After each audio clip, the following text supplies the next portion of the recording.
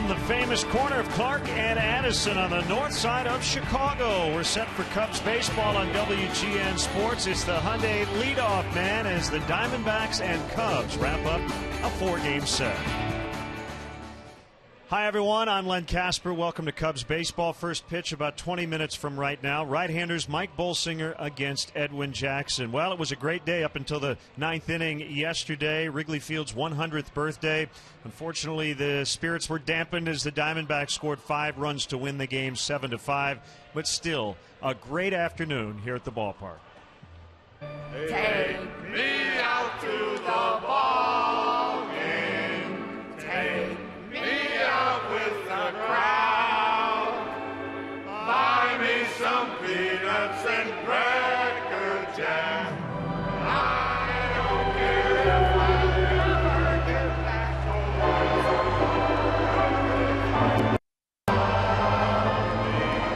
If they don't win, it's a shame. For it's 1, 2, 3 strikes, you're out at the old ball game. All right.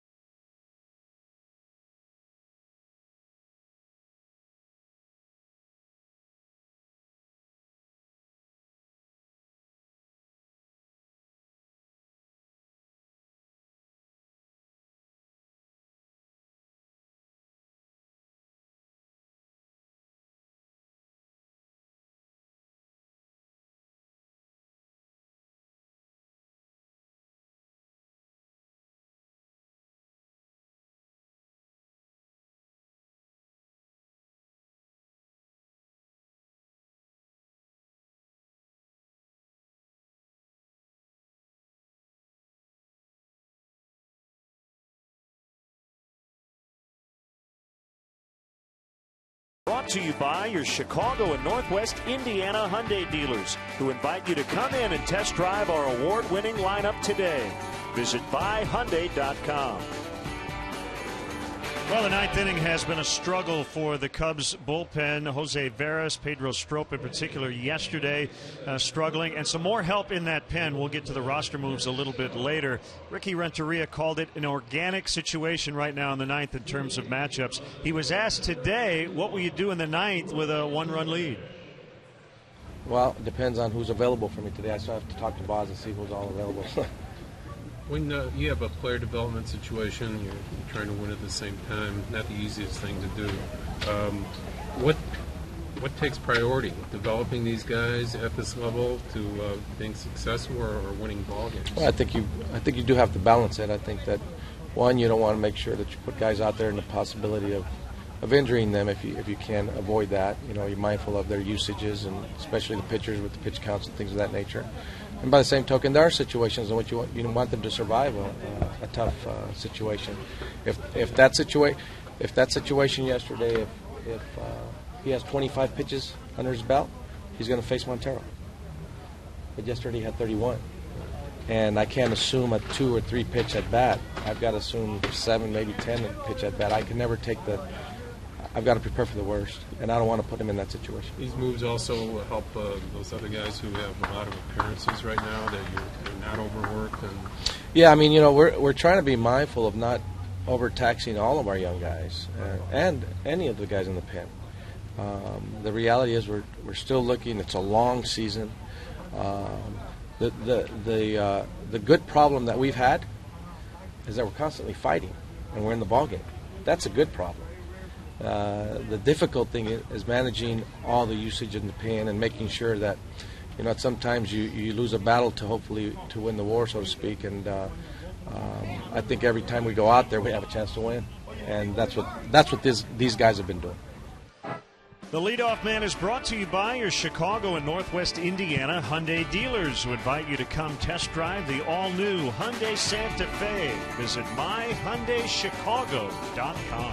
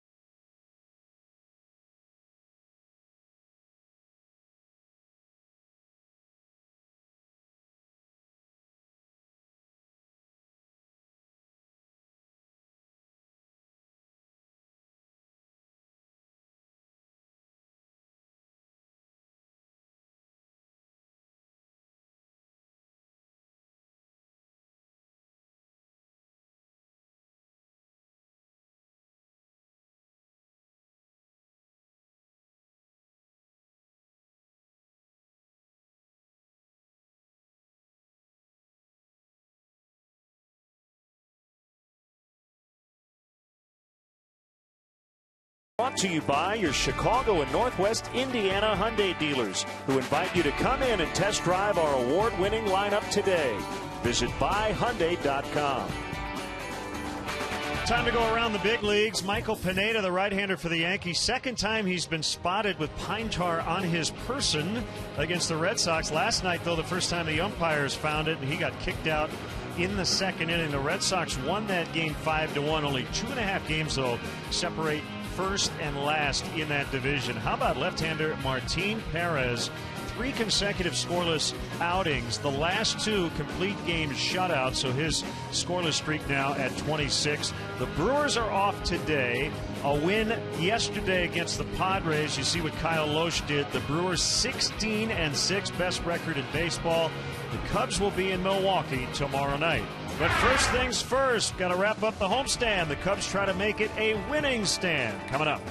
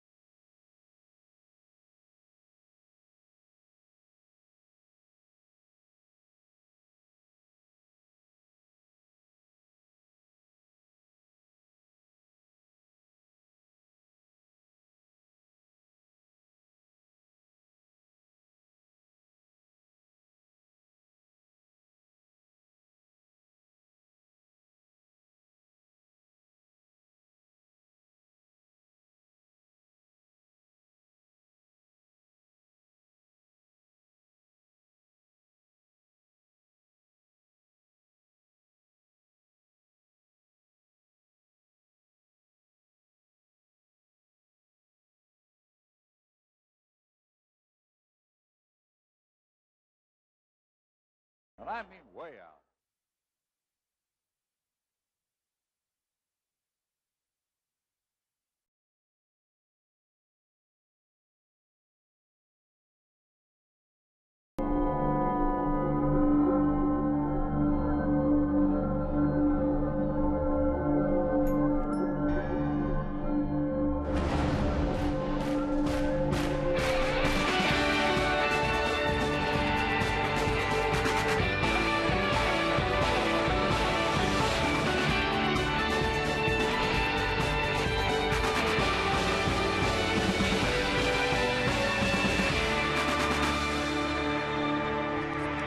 Warmer today on the north side, although you always have to bundle up just in case here at Wrigley Field. Overcast skies, and we're set for Chicago Cubs baseball on WGN Sports. The Cubs wrap up this homestand as they host the Arizona Diamondbacks, and we welcome Cub fans from all over the country watching on WGN America, America's home for baseball.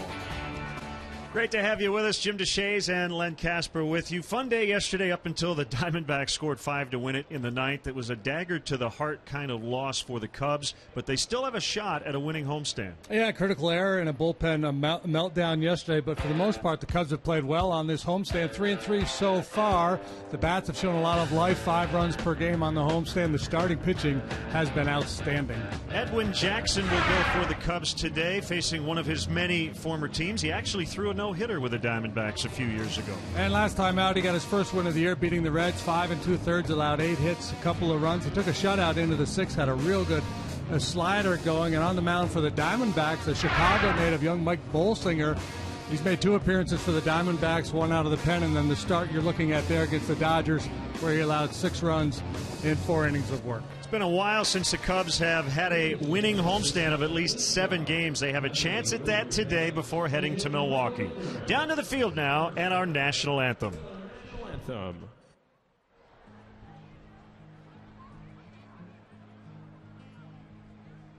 say, can you see by the dawn's early light what so proudly we hailed at the twilight's last gleaming, whose broad stripes and bright stars through the perilous fight o'er the ramparts we watched were so gallantly streamed, and the rockets' red glare, the bombs bursting in air, it gave proof through the night that our flag was still there. Oh, say, does that star-spangled banner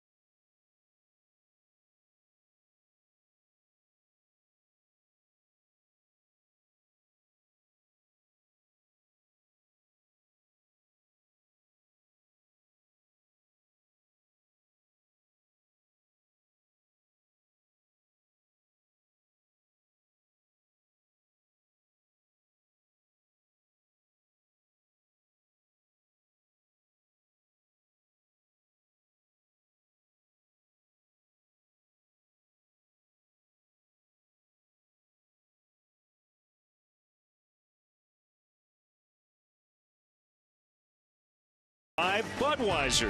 Great times are waiting. Grab some buds. Ford, manufacturers of America's best-selling brand. Check out our best-selling lineup at your local Ford store or online at localfordstores.com. And by Xfinity, your home for the most live sports. Chicago Cubs baseball in beautiful high definition on WGN TV is brought to you by Xfinity, your home for the most live sports.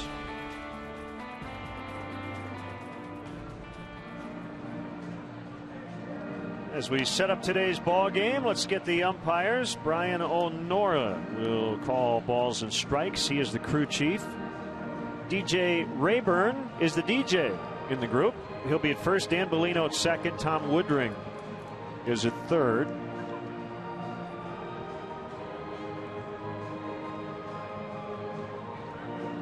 So the update on Justin Ruggiano, it appeared as though he pulled his left hamstring going after that triple by Aaron Hill, and he did suffer a sprained hamstring. But before that, I mean, this kind of summed up the day. He had a really good day at the plate.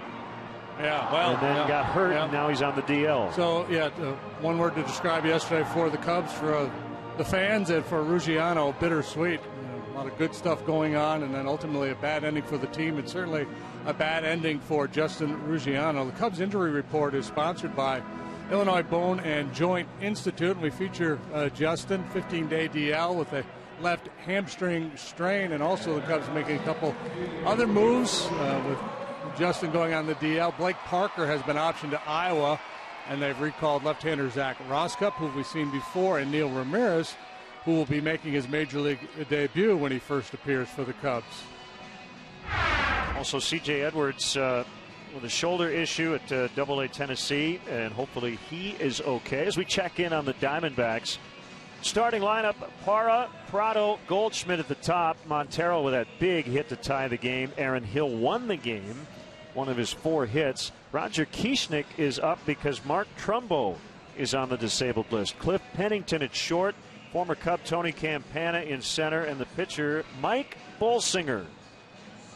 Let's take a look at the Cubs in the field this afternoon. Kalish is your left fielder. Bonifacio center. Nate Scherholtz is in right. Olt Castro on the left side of the infield. Valbuena Rizzo on the right. And behind the plate is Wellington Castillo. Edwin Jackson, making his 5th start of the season, is 1-1 with a .540 ERA. 2-3, 495 lifetime against the Arizona Diamondbacks.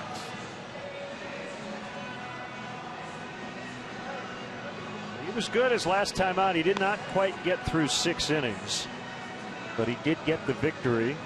Really seemed to mix up his pitches, a lot more off speed, JD, early on than we're used to seeing from Edwin. Yeah, and because of it, he got more swings and misses than he had gotten in any start so far this year. He had really good tilt on his slider, a slow curveball from time to time, still primarily fastball slider, but I really noticed, it looked to me like he was getting on top of his slider better and had good downward tilt to that pitch, and hopefully he can continue that here this afternoon. Might have a tiny threat of rain later today, but hopefully well after this ball game finishes. As the wind is blowing pretty hard right now, right to left as we get started.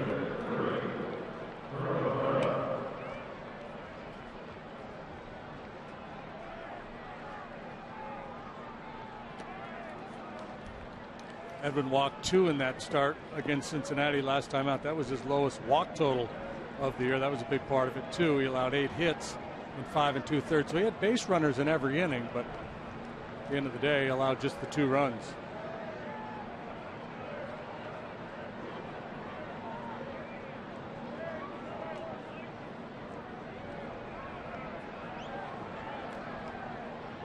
So Jackson ready to work, and the first pitch is fouled off.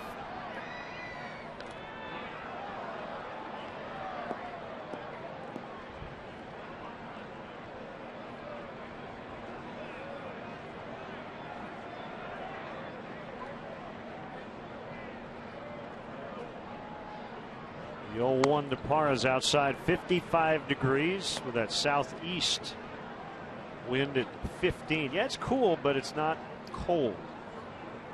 Yeah, this is not It bad. had been really cold. This is comfortable.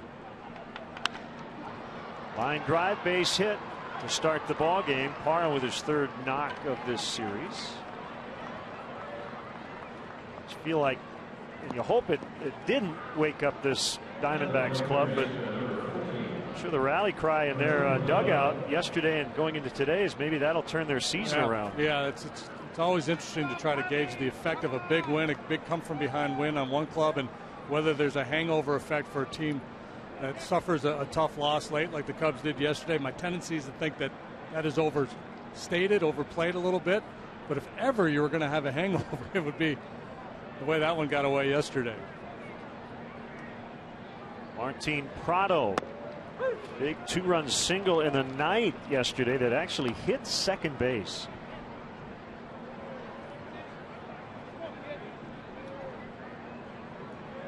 I guess we just fall back to that old adage, momentum is the next day's starting pitcher. Regardless of what happened the day before, if your starter goes out there and deals, you're going to have a chance to win.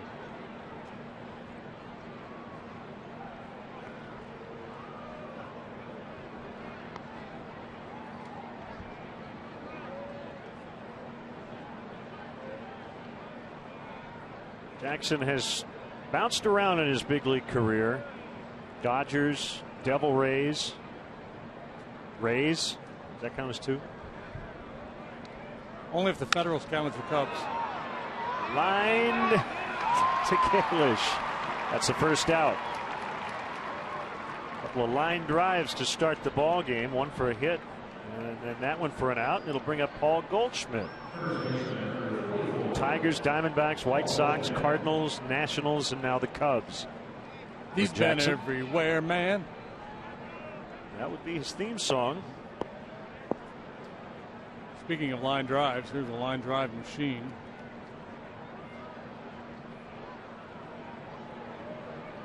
Six for 13 in the series, Paul Goldschmidt.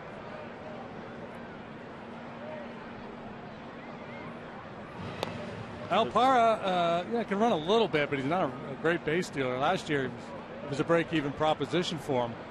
Stole 10, but was caught 10 times, and that's not good. This year, he's 1 out of 2.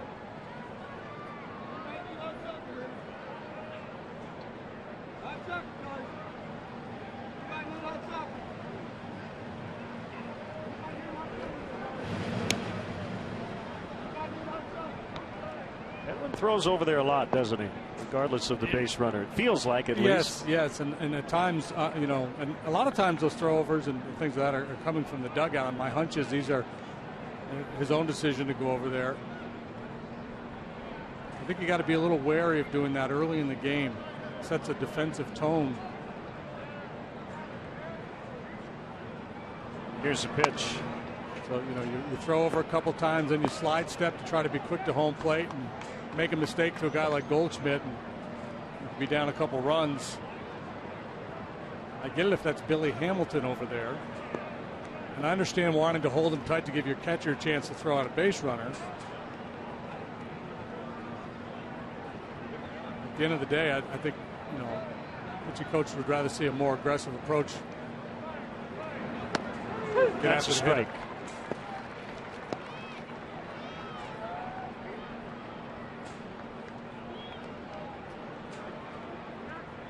Jackson was born in the former West Germany. High school in Georgia. See the history between these two.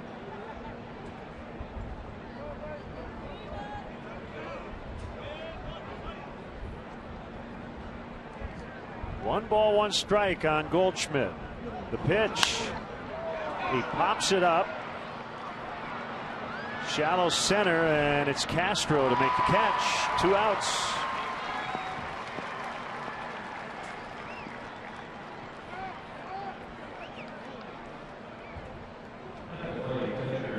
It'll bring up the catcher, Miguel Montero.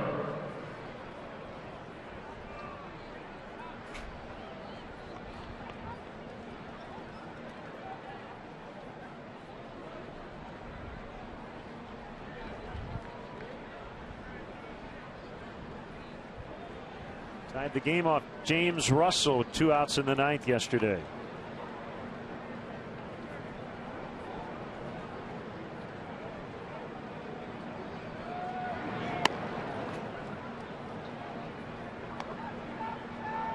The no-hitter for Edwin Jackson with the Diamondbacks. It was a 1-0 Arizona win. It was June 25th, 2010 at Tampa Bay. Montero was his catcher in that game. 9 innings, no hits, no runs, 8 walks, 6 strikeouts, 149 pitches. That's a hard-earned no-no. And 79 strikes, so the strikes to balls ratio was not great. Effectively wild, I believe, would be the term. He faced 36 batters. Quality lids there, fellas. Guy there, the second guy in, forgot his. Feeling a little sheepish.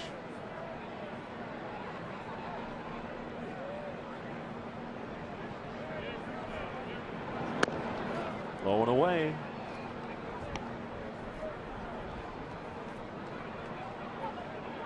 Oh, he's got his hat. Oh, he's got it. Okay. Free bowl of soup with that hat.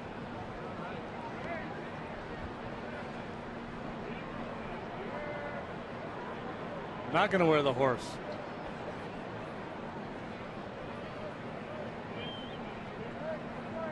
Assuming his name is Ed. Or Wilbur.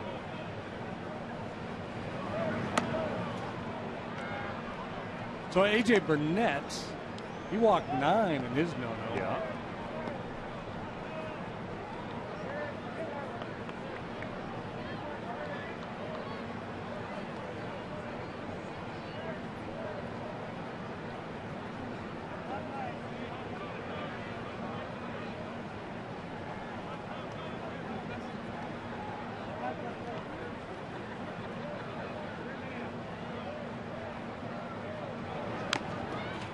Out of the glove. Foul tip. It's a foul strike. 3-2. Challenge fastball there on 3-1. You see Montero slam his leg in frustration. He had a pitch he thought he should have done a little something with. Sometimes it takes Edwin a little while to get up to full speed with his fastball. Right now 90-91. The top of his game. We've seen him 95-96.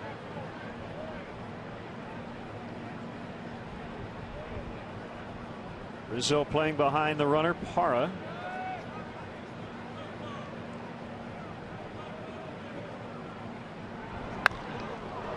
That's trouble into the right field corner. And it's going to give the Diamondbacks an early lead. Montero with a run scoring double. It's 1-0. It's always been my belief that catchers have a lot of success against guys that they've caught in the past. I don't have any evidence to support it. It just seems to be the case. That's a good fastball down over the plate a little bit, but Montero, after missing that previous fastball, jumped all over that one, and that's why you'd like to make that action pitch on 2-2. But Parra moving there on 3-2, no chance they're going to make a play on.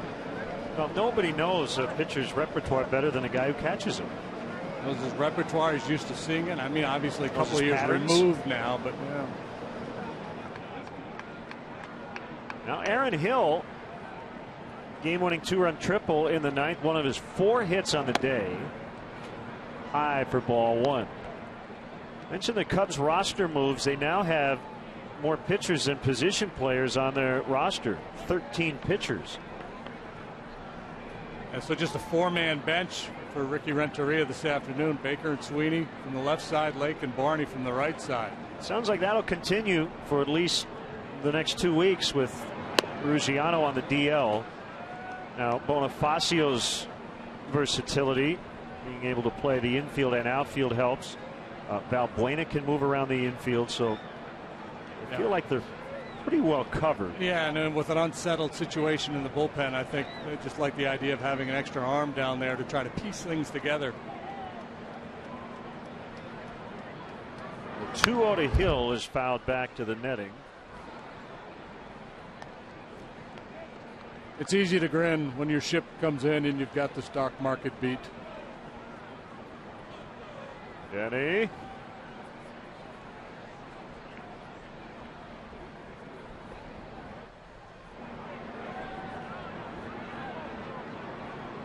But the man worthwhile is the man who can smile when his pants are too tight in the seat.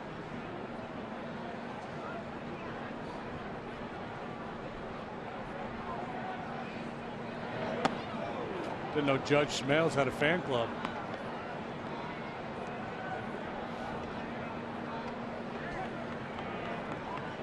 Another hitter's count here.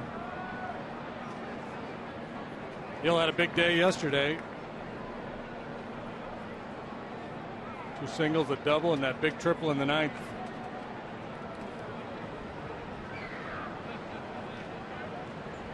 Three and 1 the count. Here it comes. He walked him.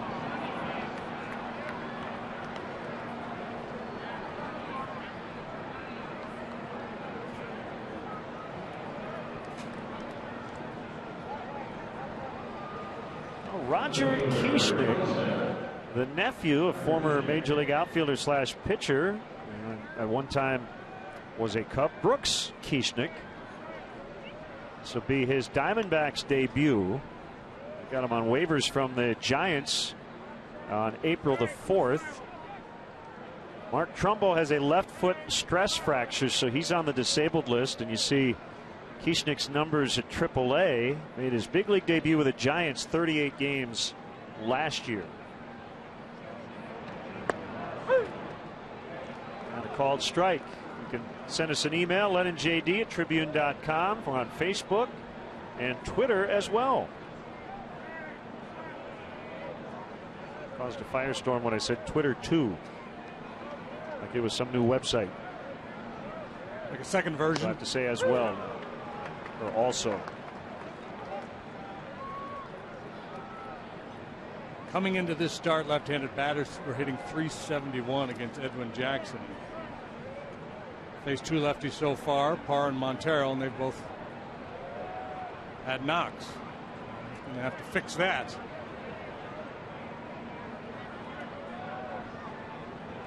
Swing and a miss, and the inning is over. The Diamondbacks get 1, and the Cubs are coming up from Wrigley Field.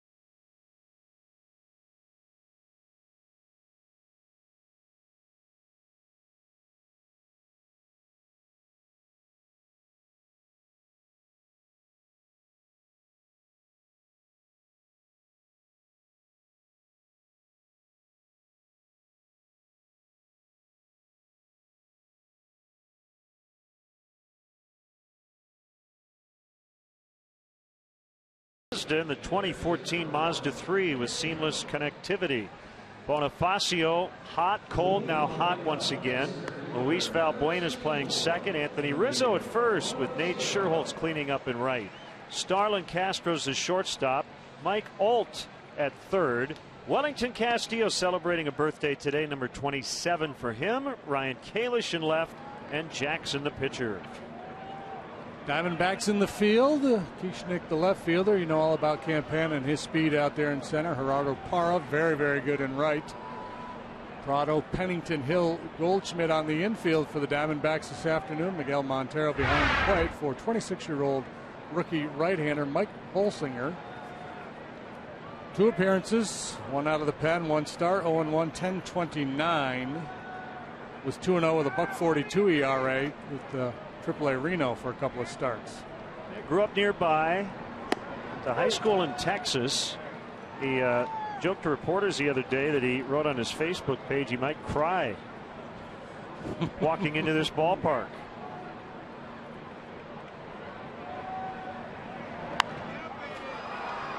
Not a hard thrower. Fastball 86 to 88 miles an hour. He likes to throw a cutter. And his best secondary pitch is a curveball.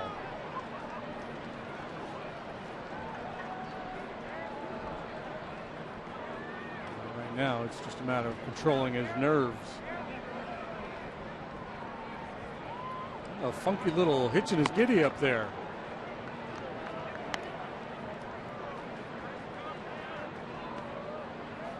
His second career start, his third appearance. Just a little move right there. Kind of stops and goes.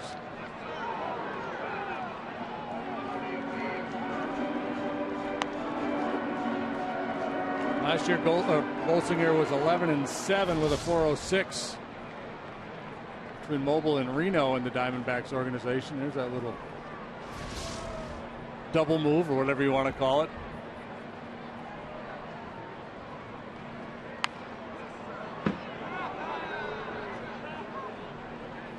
Still 1-2 on Bonifacio. Got off to that sizzling start, went through a short lull, but been on base at a 500 clip his last 5 games. Turned 29 yesterday.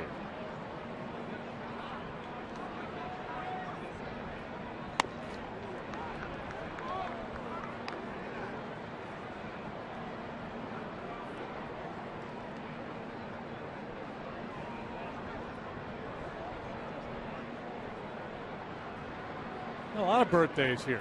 Bonifacio, Castillo, at the ballpark. A base hit. And he's on his way to second. And he's safe. He got around the tag of Aaron Hill. And here comes Gibby.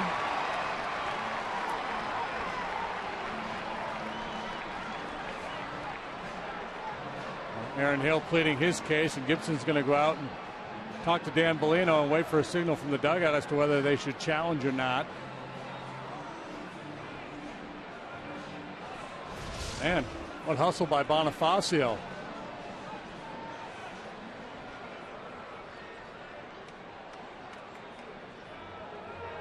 Well, let's see. Did he get him or not? Ooh, that looked like it got him. They're going to challenge. The first look we had at, I thought he was safe. That second one, I think maybe. I mean, he tagged him, but can you tell that the hand is not on the bag?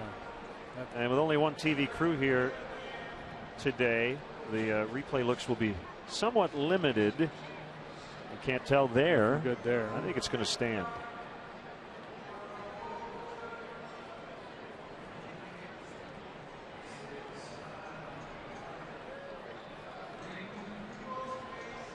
Bonifacio, he is not afraid, is he?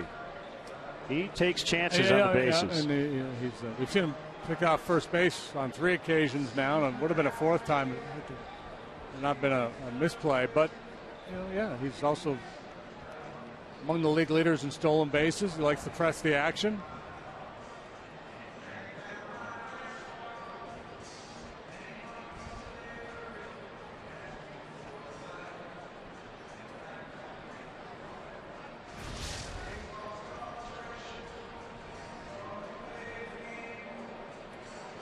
Timeout's called, and he gets the signal to the dugout before he even gets on his feet. He's got the, was it La Vista? Yeah. Now you see me. Can't fault Dan Bellino's mechanics. I mean, he had a great angle, great look at the play at second base.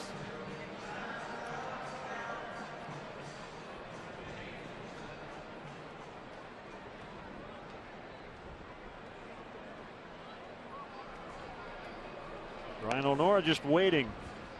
You're back from New York.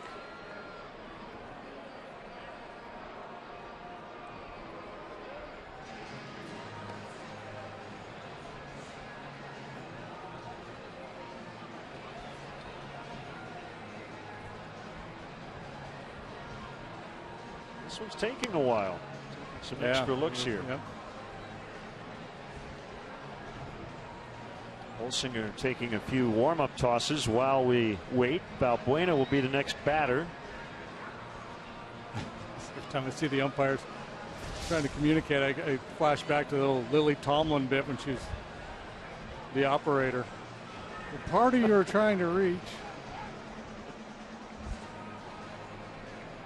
Yeah, see that look there looks to me like he's out, but I can't tell exactly when he made contact with the base, and that's the problem there, and that's why this review is taking so long. It's tough to get a real clean look. And I would say that is a good guess, right, on your part.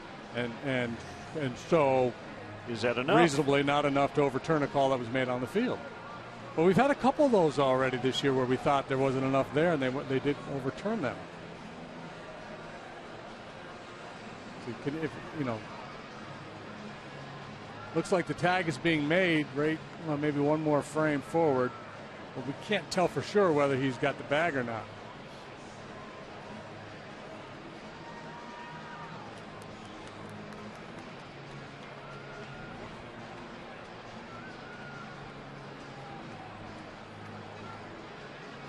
If you were to guess, what's your best guess? I think you would guess out. Yeah, you'd guess out, but is there enough clear and convincing evidence? Well, this is taking quite a while here.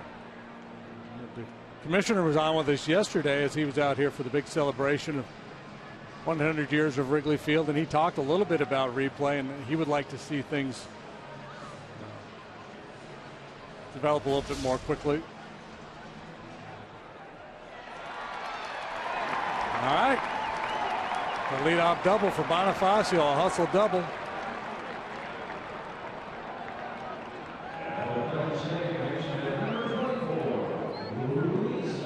Gibson does not have any more challenges, although after the 6th inning he can make suggestions.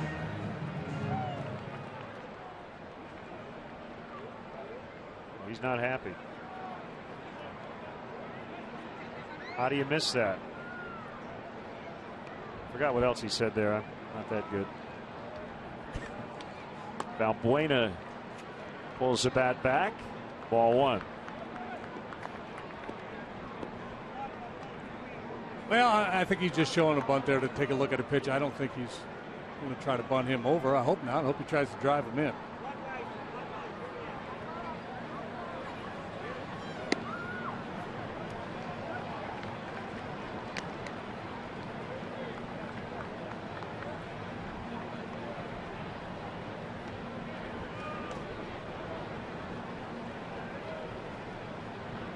Another 2-0 count for Luis.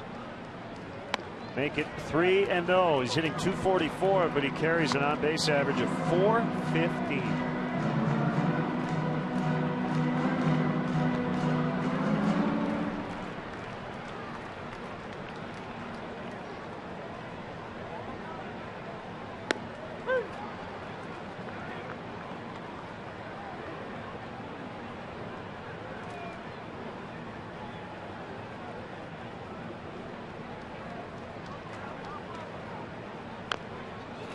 Three and two.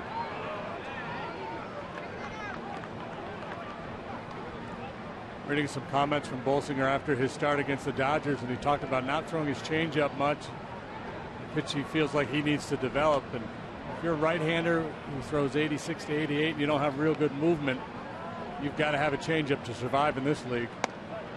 Ball 4.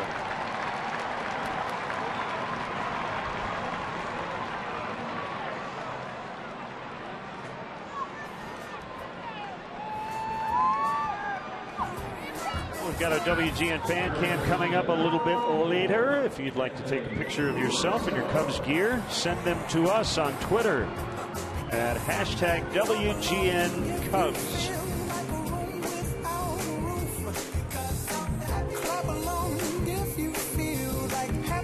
If you have a Cub Pharrell hat, we'll definitely get you on.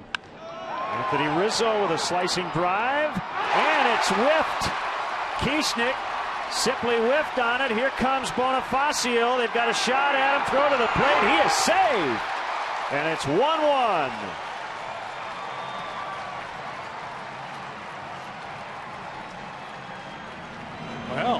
ball game is off to a very interesting start. The lengthy challenge delay, the misplay by Kieschnick in left, an aggressive send here by Gary Jones with nobody out. He left his feet, but that was very catchable. Oh, yeah. Bonifacio's afraid that he might get doubled off. I was surprised he got the green light there with nobody out. Still waiting on a scoring decision. It's got to be an error. It's an error. It's the right call.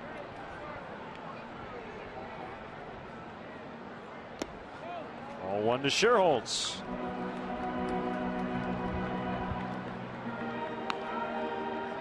Well, if Kirk Gibson wasn't happy about the review and the call at second base, now his left fielder botches a fairly easy play. He's got to be steaming about now.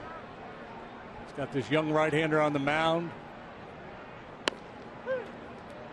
Forcing him to get extra outs.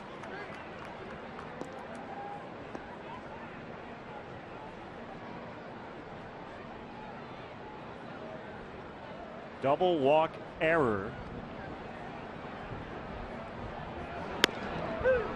And a 1-2 tally on Nate Sherholtz. Still looking for his first home run. He hit a career high 21 last year.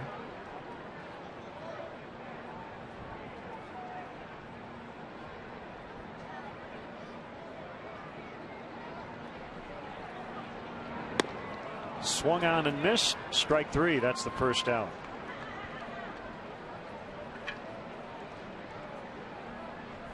Bolsinger with a little bit of an edge here in that the Cubs can't know much about him. I think Nate maybe was thinking he'd see an off-speed pitch there and just couldn't get a piece of that 88-mile-an-hour heater.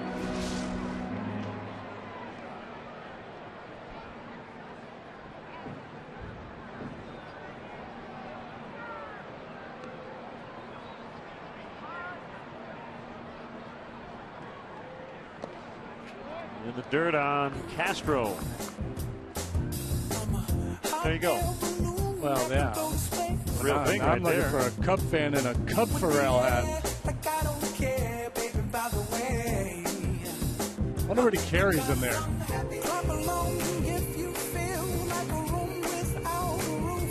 A hat of the day. Pharrell or Judge Smale?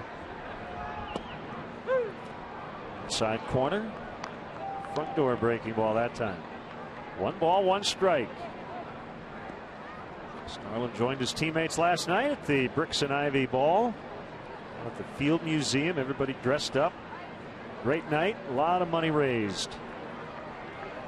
Cubs charities.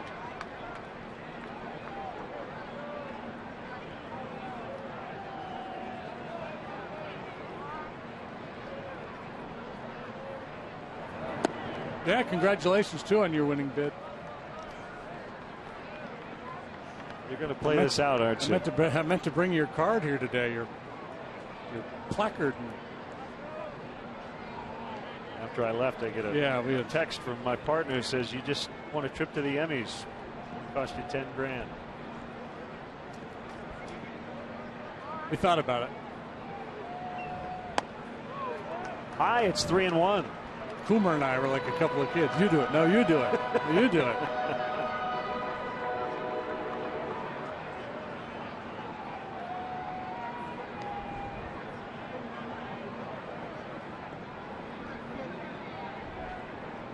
Feels like a double right about now. Nope. For his head, and the bases are loaded for Mike Olt.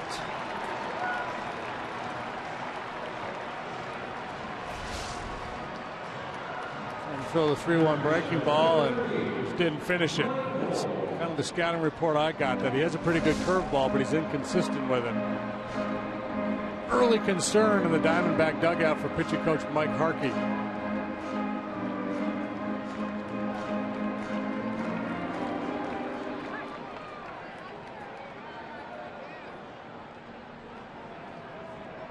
Buena at third, Rizzo at second, Castro at first. Cubs have already tied it and looking for a bunch more here. A strike to Olt.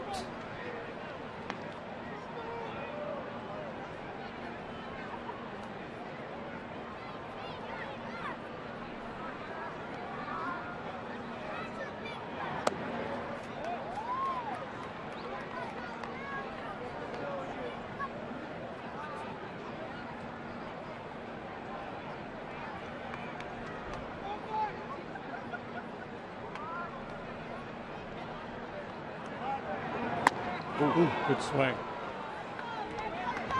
1-2. You're going to let that baby eat. I'm guessing these guys may have faced each other somewhere along the way.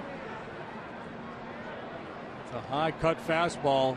It's down a little bit. That's right into Holt's power. It was up above the hand some. Tougher to get to.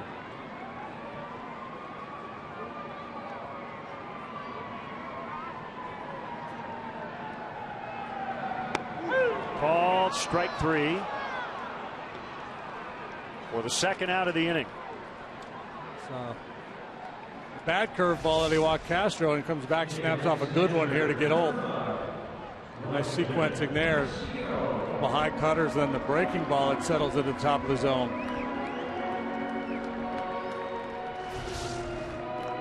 Gary Pressey knows that it's Wellington's birthday. Just played Happy Birthday in the Wrigley Field organ as he steps in. 27th birthday. A chance to come up big here with 2 outs in his first at bat. Low ball 1.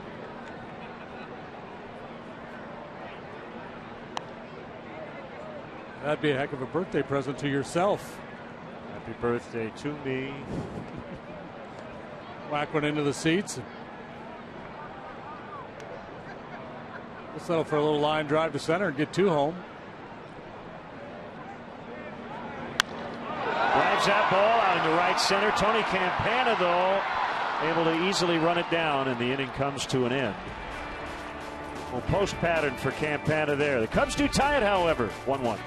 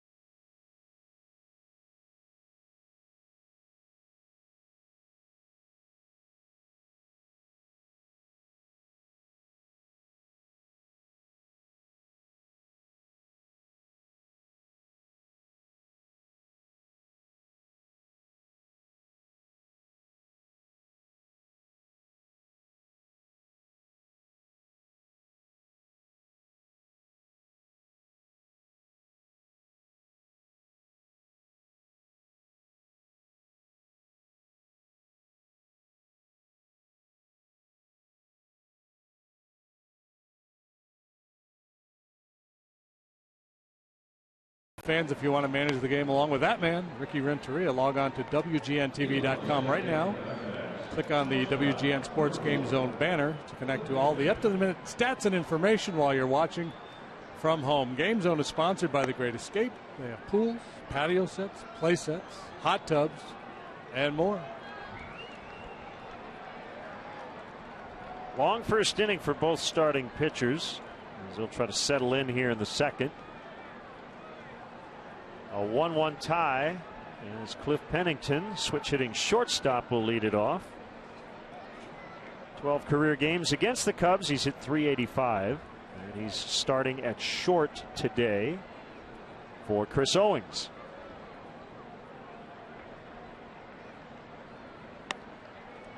Curve is high from Jackson.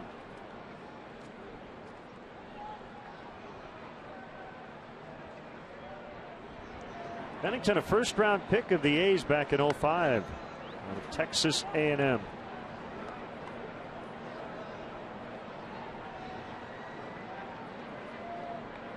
Small sample size to start the season. 3-0. That was the everyday shortstop for the A's for the better part of 3 seasons. Good guy to have in your club. Move him around the infield, switch hitter.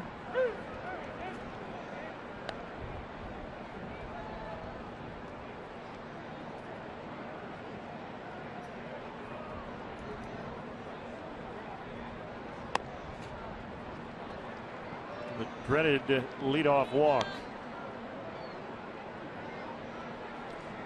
Now you talked about the lengthy first inning for both starting pitchers. Normally, or quite often anyway, that leads to a quick second inning because you're down near the bottom of the order to get things started. But Pennington draws the leadoff walk. Jackson continues to try to find himself out there this afternoon. There's Campana without a hit in the set, 0 for 12, and overall now 0 out of his last 14.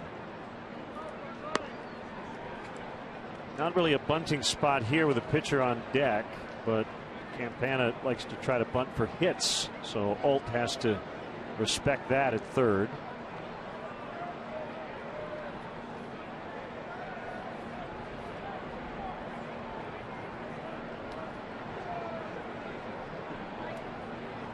Way outside. He's missed on 6 of his 7 pitches this inning. Working from behind to a lot of these Diamondback hitters. Campana was up there in the 9th inning yesterday on a 3-1 count, and we were both fairly convinced he wasn't swinging, but indeed he did. That's the ball that Castro mishandled at second base. Part of that big comeback by the D-backs. Castro admitted after the game he tried to rush it a bit.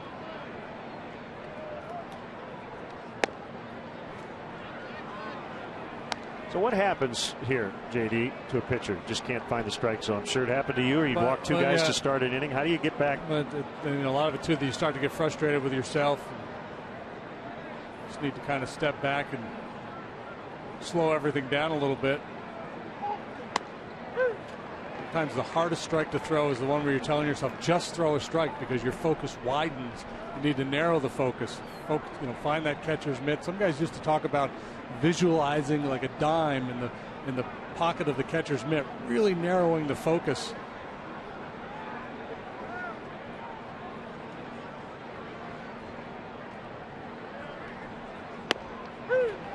And it took it all the way, so now it's 3-2. And it's tougher when you're all over the place. If you're consistently up, then you can tell yourself, I just need to make a mechanical adjustment to get back on top. And sometimes you throw a breaking ball to help make that adjustment. But if you're up 1, in, down, out, I mean, if you're just misfiring, then it's tougher to find the solution. Pennington runs, and Campana shoots that ball the other way. Pennington should be able to score. Glenn Sherlock's going to send him, and Campana right behind him will end up at third. He stands there, and it's 2-1 Arizona. Campana's first hit of this series.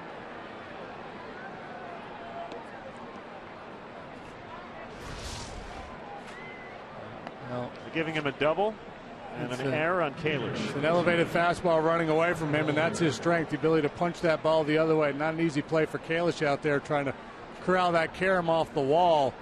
Anxious moments when it gets by you, and you know Campana's the guy on the bases.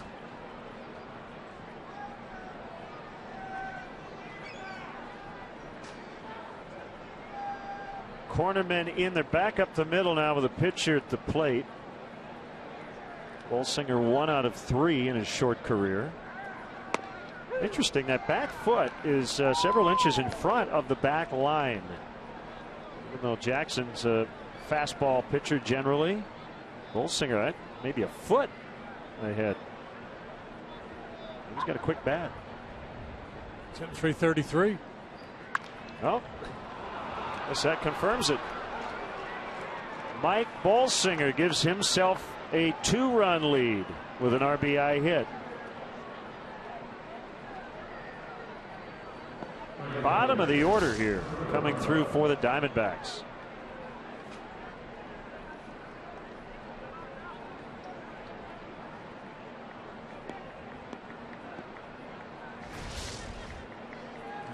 in at the corners, not so much because you were worried about a bunt there with nobody out, but I think just because of with Campana's speed, any slow hit ground ball, you wanted to have a chance to throw him out at the plate.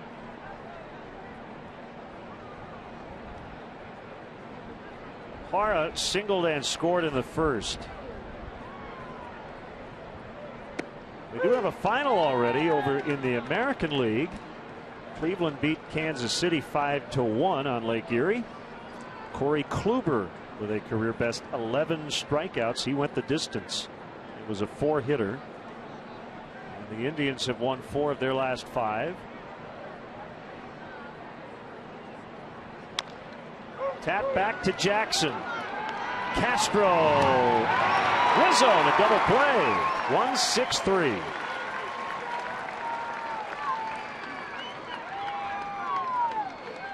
We talked a lot last year and early this year how this play is mishandled quite frequently by the pitcher, but you can't do any better than that. Jackson with a perfect feed to Castro. And on to first for the double play.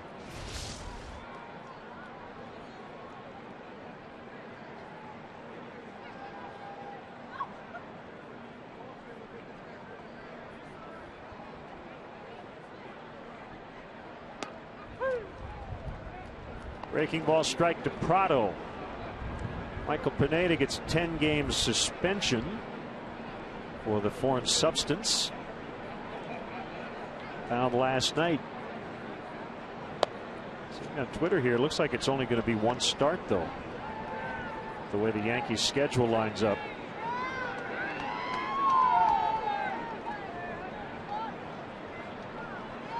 Bizarre how he went out there. There's a big old glob of pine tar on his neck. Diving stop, Luis Valbuena. He's got plenty of time, and he gets Prado, and the inning is over. But the bottom of the order producing a couple of runs, 3-1.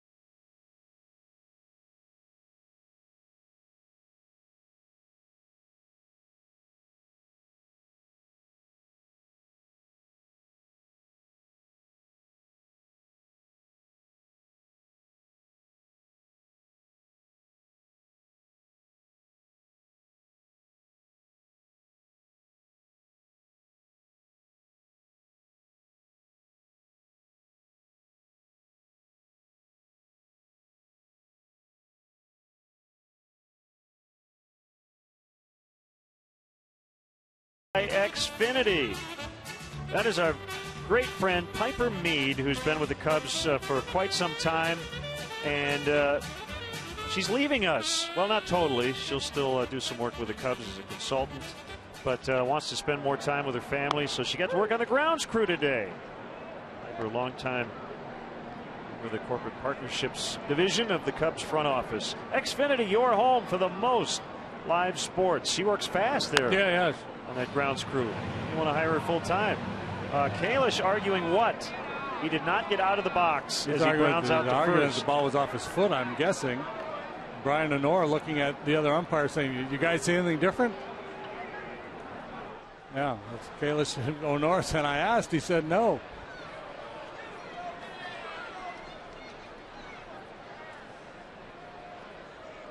O'Norris saying I would run if it didn't. And O'Norris, I asked. Nobody saw it any differently. So now the burden is for the Cubs to challenge. Can't tell. Yeah, that's.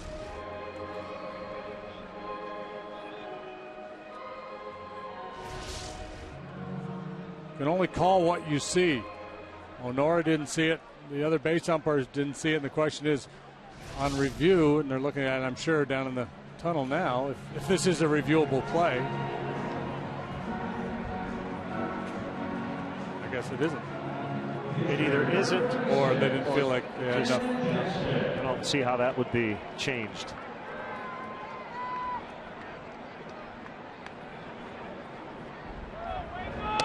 I'll get my handy dandy cheat sheet out here. Back in the day, they used to look for the black shoe polish on the ball.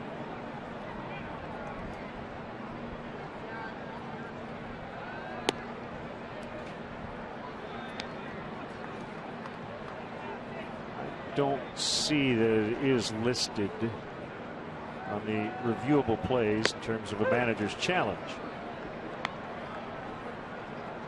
Batter hit by pitch is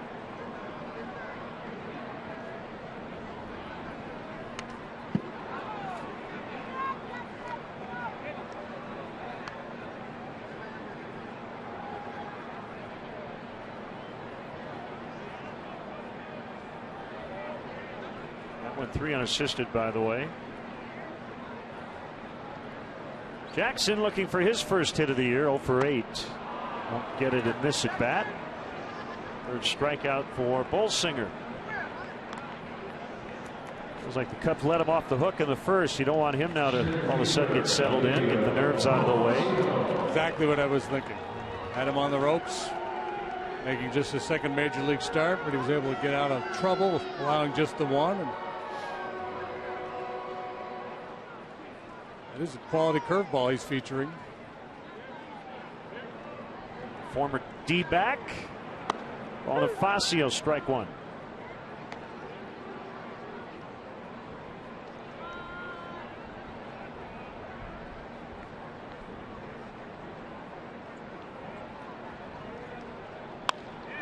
Ground ball base hit. He's 2 for 2.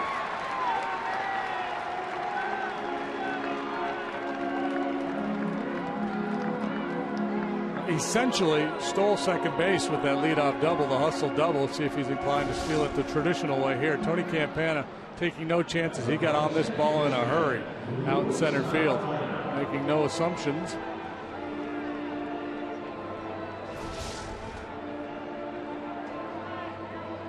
Montero has thrown out 1 of 14 so far this year. Stolen base attempts.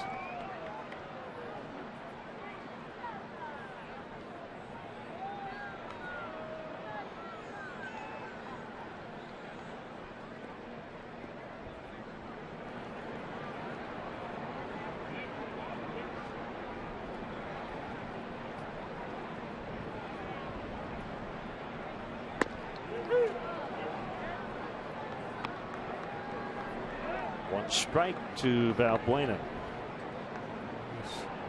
Conferring with Honora there. Thought that ball was outside.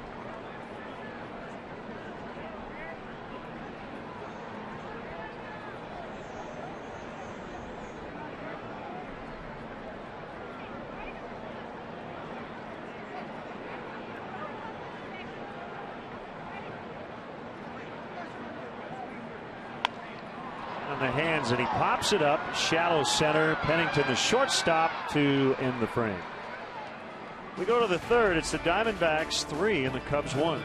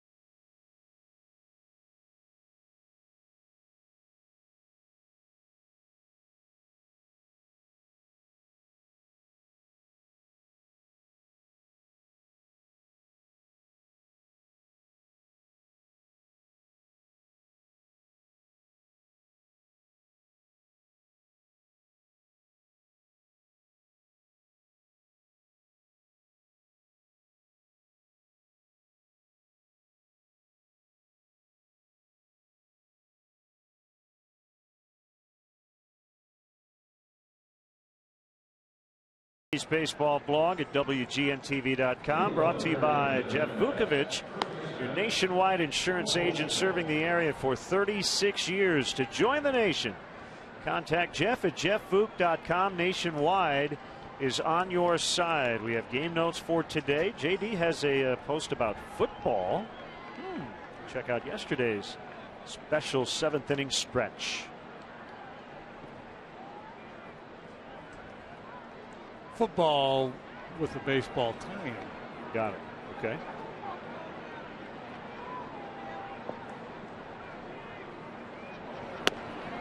Called strike on Goldschmidt. Got here, Brian Onora. We're going to smooth out the dirt in front of the plate.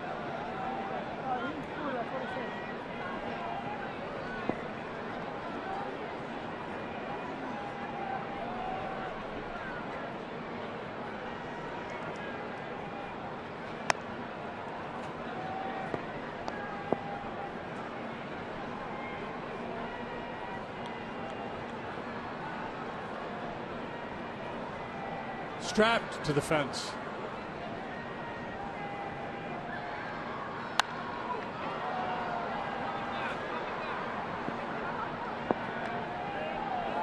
Tracy McGrady, 7-time NBA All-Star, is now a pitcher with the independent Sugarland Skeeters.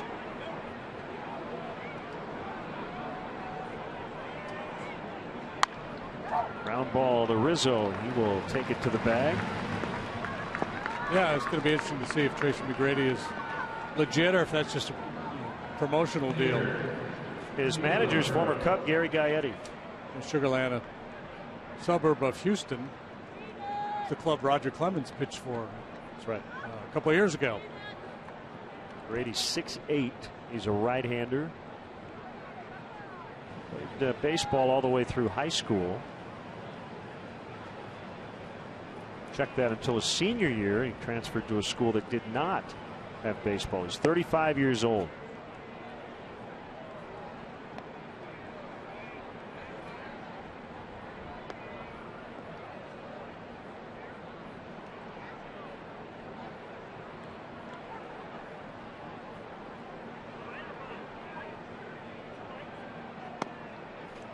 Sinking fastball outside to Montero. A tough break for Travis Ishikawa. We saw him a lot early in the season with the Pirates. He was getting most of the playing time at first base, but then they acquired Ike Davis. So Ishikawa assigned to the minor leagues and decided yesterday, I don't want to go to the minors. So he's now a free agent. So he refused the assignment. He did.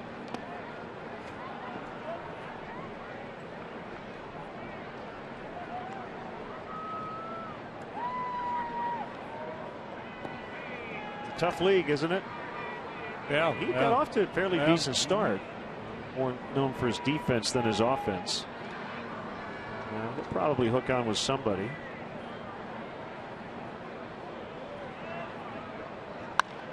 Ground ball, and a nice play by Valbuena. That ball appeared to hit the lip of the grass, came up on him, and he still was able to field it cleanly. Yeah, boy, he got a real nice break on that ball.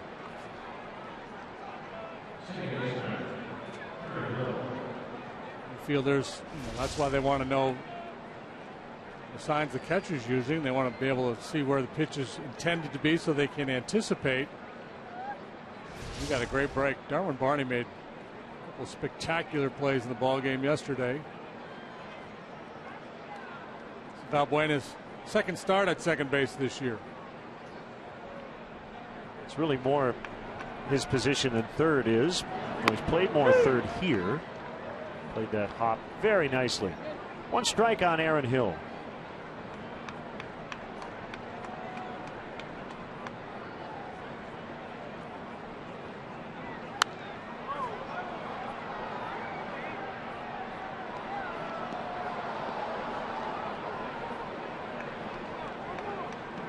MLB.TV Premium, the #1 live streaming sports service, celebrating 12 years.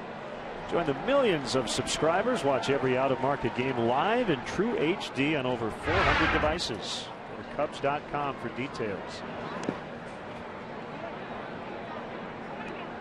Get well wishes to Rusty Kuntz, the first base coach of the Kansas City Royals. He suffered a broken left arm, got hit during BP by a line drive, a plate and 8 screws inserted into his arm.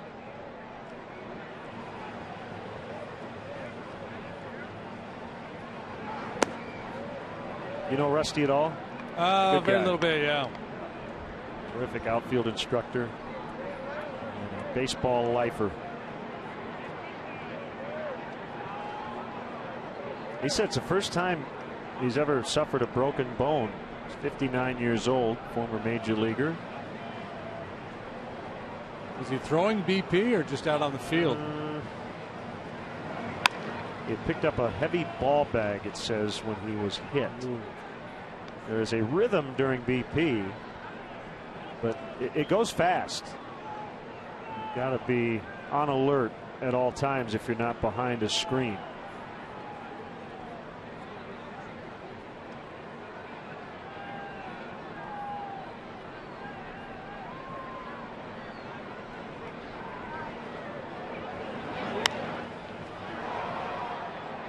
Yeah. Usually you can tell by the sound of the ball off the bat which direction it's headed. 2 balls, 2 strikes, 2 outs. It's almost 222. Oh my goodness. Throw a curveball. Throw a deuce.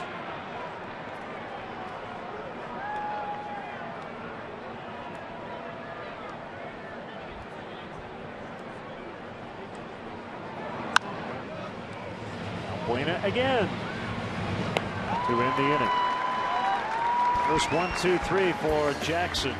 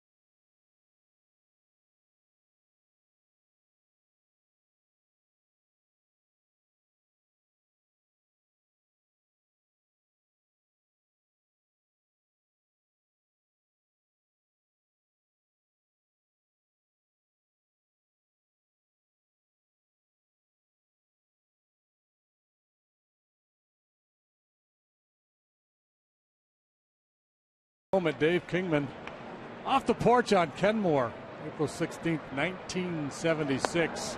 Brought to you by Southwest Airlines. Find our fares online only at southwest.com. Woohoo! 3 years as a Cub, 94 home runs.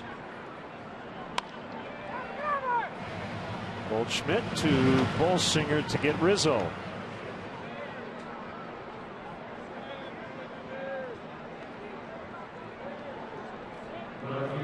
Dave Kingman, prodigious power, finished his career with 442.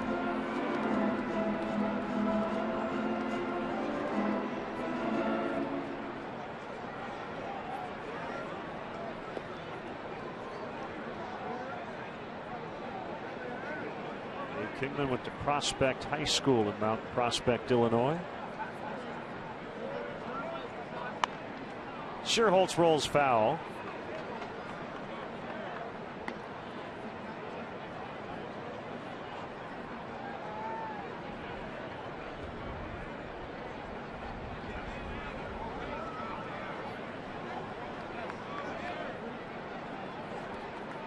The answer to a great trivia question, at least used to be, I don't know if it's changed, but in 1977 he played for teams in all 4 divisions. Back when there's only 4 divisions. And for the Mets, the Padres, the Angels, and the Yankees.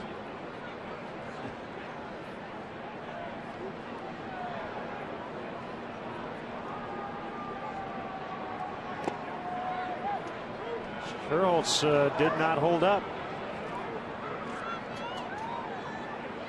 Made a little in between here today. Got caught late on an 88-mile-an-hour fastball first time. Here he's out in front of the breaking ball.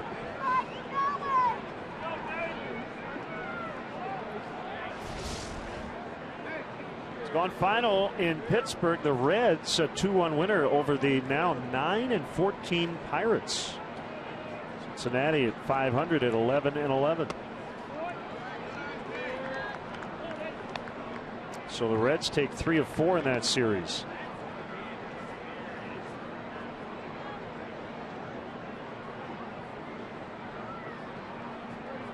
You're seeing Brownie a lot better today than he was in his last start here at Wrigley. Called strike 3.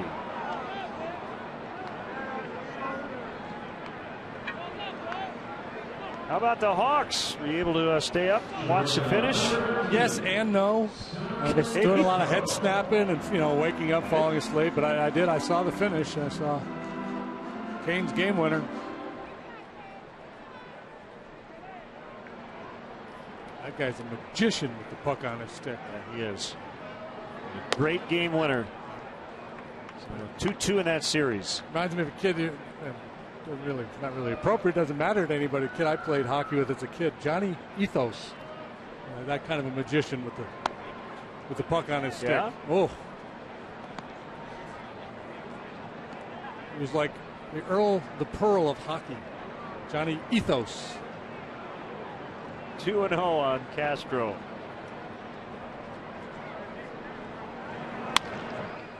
To short.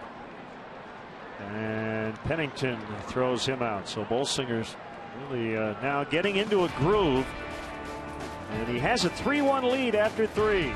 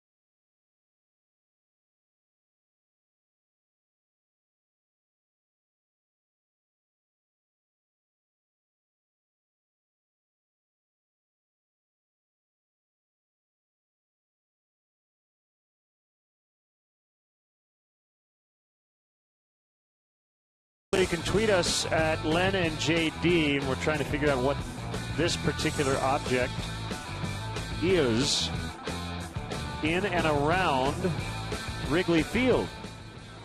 Give you a couple more looks at it as we move along.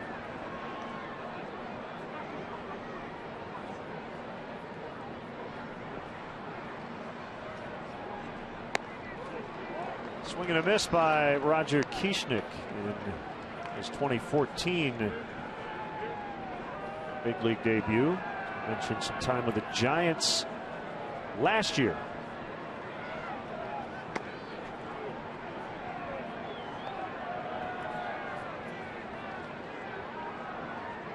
He said Brooks is his uncle, correct?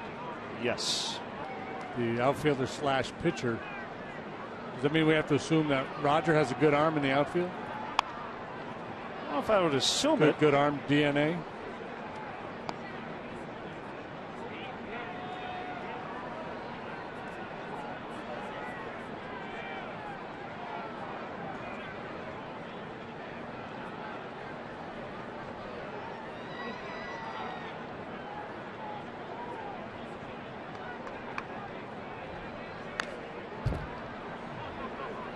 Brooks in 2013, first player to homer as a pitcher, a DH, and a pinch hitter in the same season.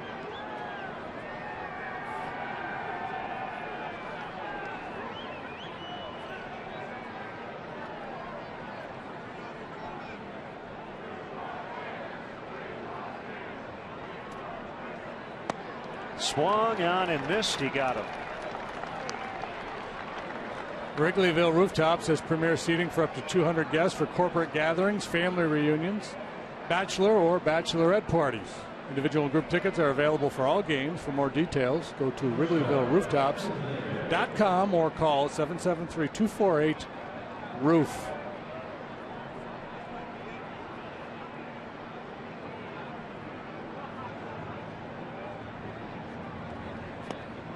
A lot of our tweeters have gotten it correct. Some people didn't.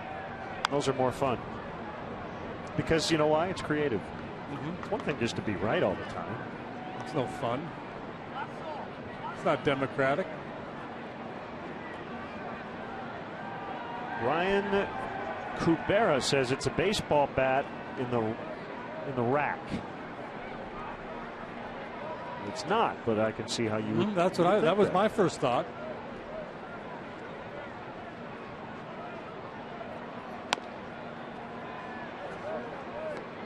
That's what I was thinking, Brian.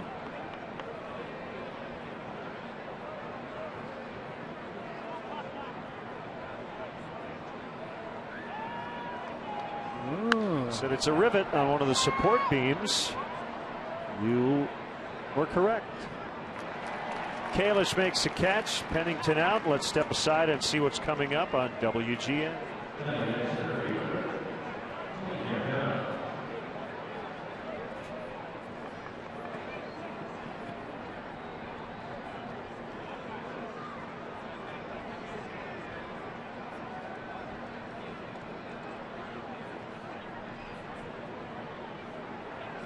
Campana with 2 gone.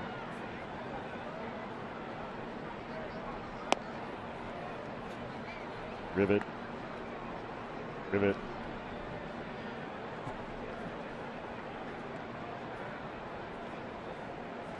I'm 0 for so far in this game. Get more chances.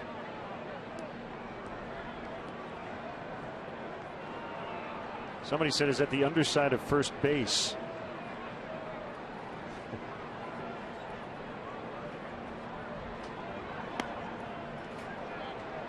Trying to work him down here, and I think it's interesting. I think most big guys are good low ball hitters, and most smaller statured players are better high ball hitters. And that's what Campana hit. He had a fastball that was running away but up last time, and he just rode it down the left field line. Taller guys like to use their leverage to drop down, drop the head on that low fastball.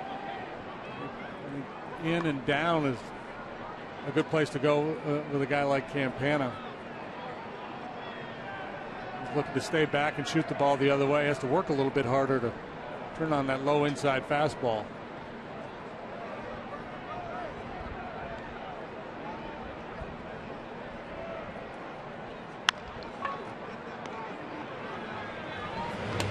Holt will get him.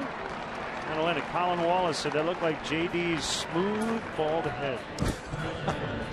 Okay.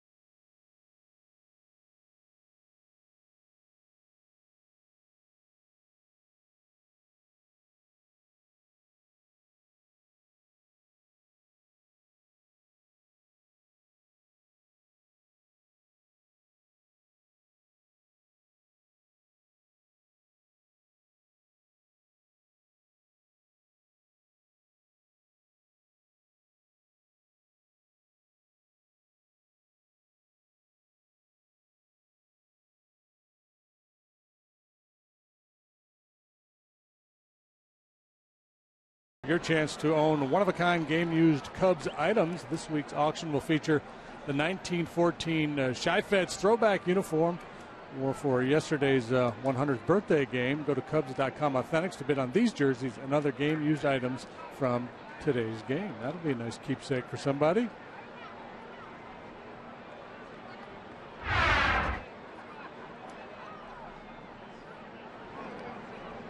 Bottom of the fourth. Cubs trailing 3-1. Won the first two games of this series and dropped game 3 yesterday. Diamondbacks fans, pretty good seat today, right next to the Cubs dugout, in fact. Big cut and a miss by Mike Olt. Keep your eyes out of the Cubs dugout there, young man. Doing a little scouting work.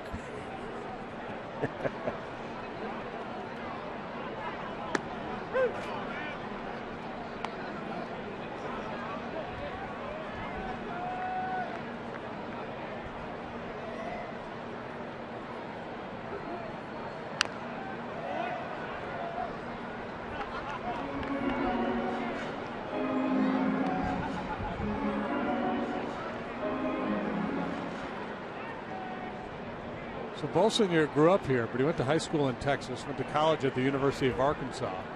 I suspect he's got some family and friends here today. And after a rocky first, he's really settled in nicely. Holt gets under one. Kieschnick also gets under it, makes a catch. Raymond Spence watching, big Cub fan. Cheering on the home team today.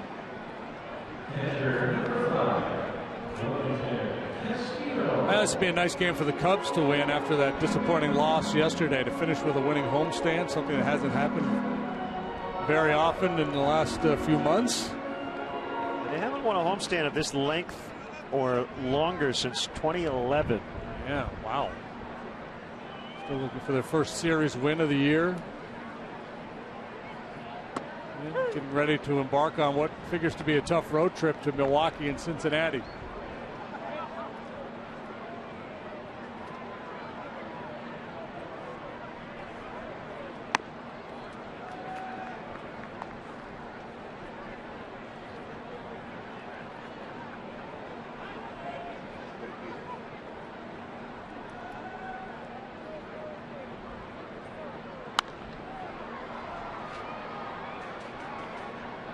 Bad news for Josh Johnson of the Padres. Going to have Tommy John surgery for the second time. Signed him to an 8-year contract, or an $8 million one-year contract in November. Injured his elbow in spring training. Tommy John back in 2007. Going through it twice is becoming more common, isn't it? Yeah, it sure is. Called strike 3. The surgery in particular, there's an epidemic of it. 5 now for Bolsinger. Stay tuned for the 7th inning stretch. The Sarge will be here. Gary Matthews, brought to you by Budweiser, the official beer of Major League Baseball. Great times are waiting.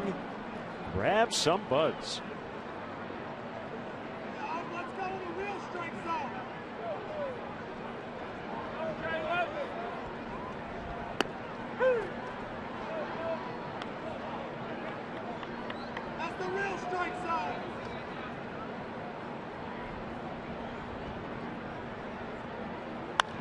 Ground ball backhanded by Goldschmidt. Bolsinger over to cover. He's there in time. And the Cubs bats all of a sudden have gone silent here over the last few innings.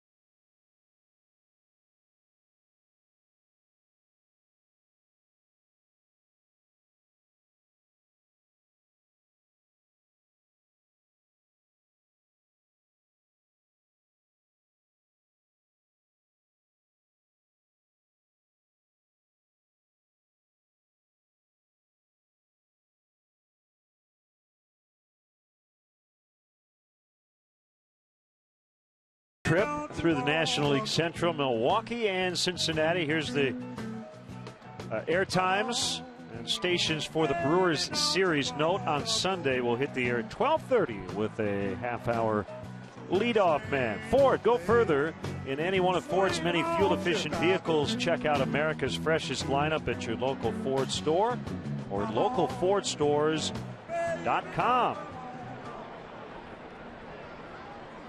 We'll see Matt Garza tomorrow night, looking for his first win as a Brewer. Carlos Villanueva goes for the Cubs. On Saturday night here on GN, Travis Wood, Marco Estrada. And then, at least on paper, the best matchup of the weekend, Jason Hamill, Willie Peralta on Sunday. Both 3-game winners already.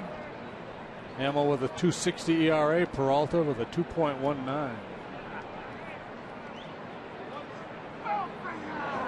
Bolsinger with an RBI hit his first time up. Good contact here, but he flies out to Bonifacio. He can hit a little bit. It's an easy scouting report when a pitcher makes contact twice, but you can just tell some guys just look more comfortable than others. Yeah, decent looking swing.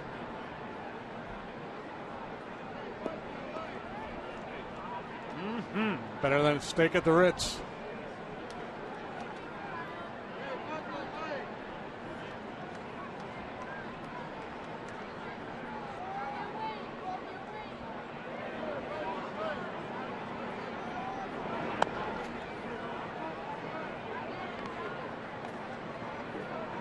This Diamondbacks franchise goes back to 1998. They have already won 5 division titles. Won the World Series in 2001. They hired their first manager, Buck Showalter, 2 years before they started play. 1996 he got hired.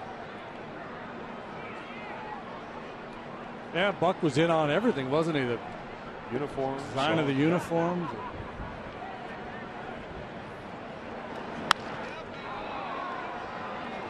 Wrapped into center for a single.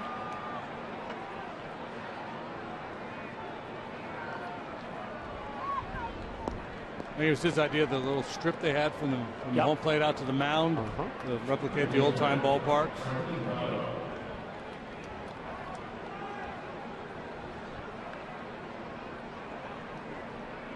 Expansion year didn't go well, but then they got Randy Johnson, Steve Finley. That was a veteran club that went all the way in 01. Matt Williams, Luis Gonzalez, Gonzo, Kurt Schilling.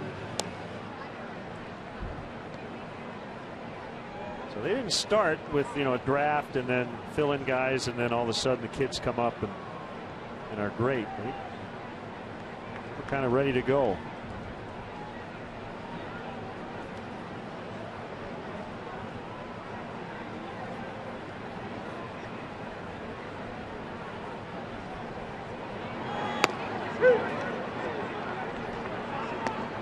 Mark Grace had a good year for the Diamondbacks that World Series season. Hit .298 and an OPS of .852.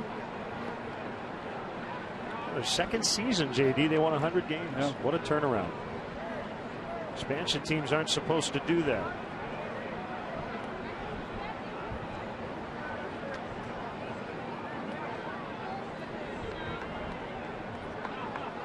Well, they had a club with, Hall of Fame caliber players or guys just a notch below. I don't know what their payroll was, but obviously they had to spend a lot of money on it.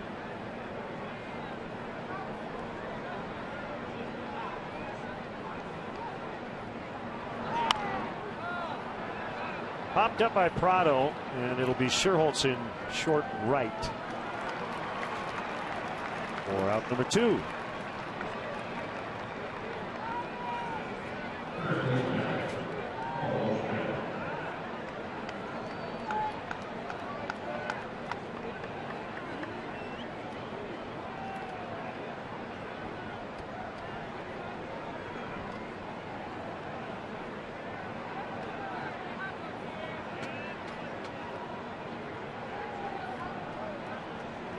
So the Padres have been around since '69. They don't have a no-hitter. They don't have a cycle.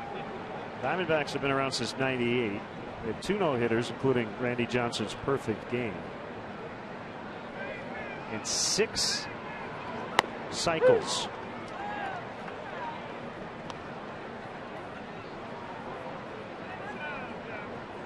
They've had 5 Cy Young winners. Now 4 were named Randy Johnson.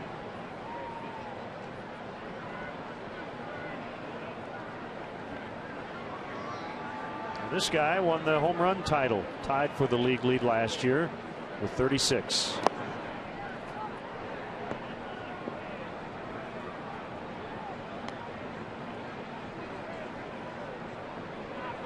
Yeah, on a club that's obviously had a lot of struggles here in the early going. He's been one constant.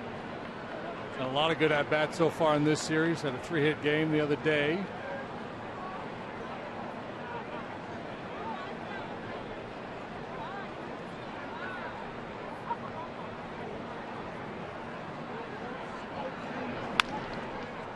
Ground to Alt.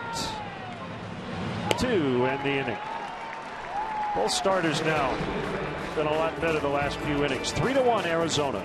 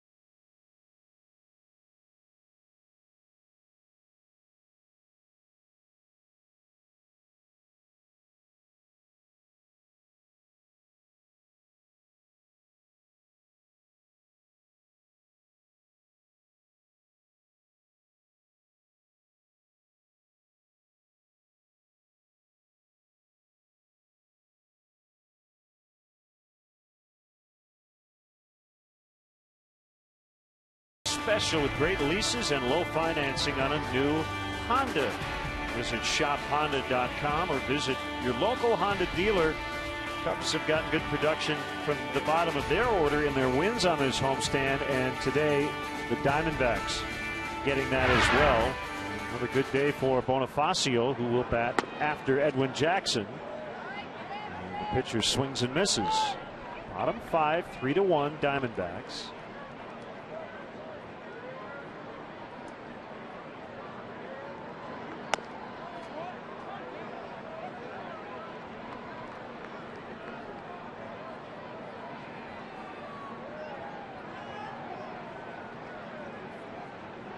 Bolsinger with a 1-1.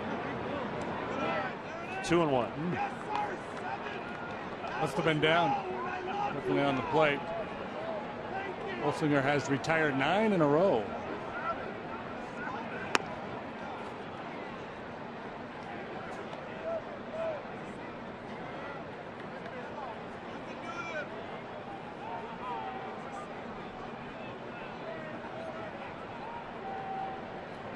Two-two pitch off the end of the bat. Long run Kieschnick. Long run Pennington. It's a fair ball, and Jackson on his way to second has a double.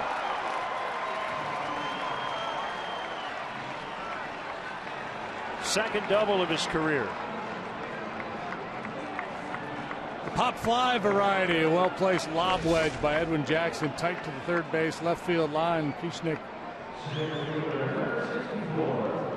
perhaps got a wall on his mind, starting to break it down and leaving his feet. If he stays on his feet, I think he catches that ball.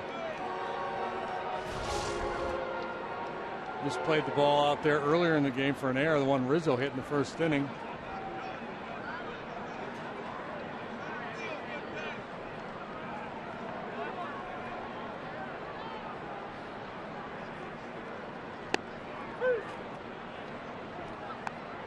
In the zone for a strike to Bonifacio.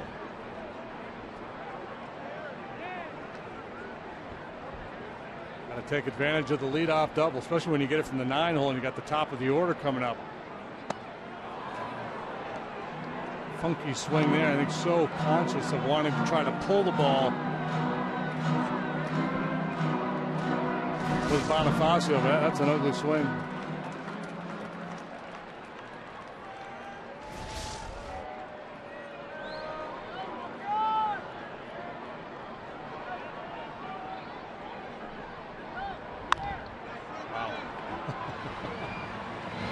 Jackson to third as Emilio grounds out 4-3. He was bound and determined he was going to get him over and hit the ball on the ground on the right side. It's all hands there.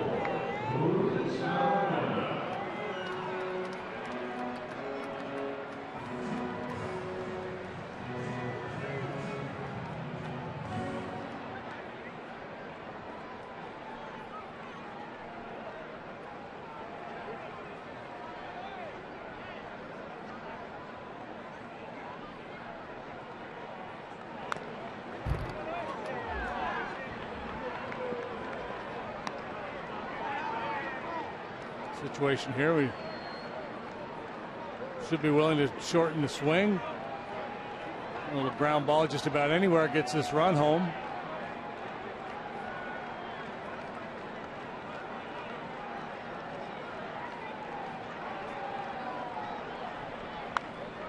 If I were Kirk Gibson, I'd be tempted to cheat my infielders in about halfway, especially now that there's 2 strikes. Just, you know, Jackson's not an experienced base runner.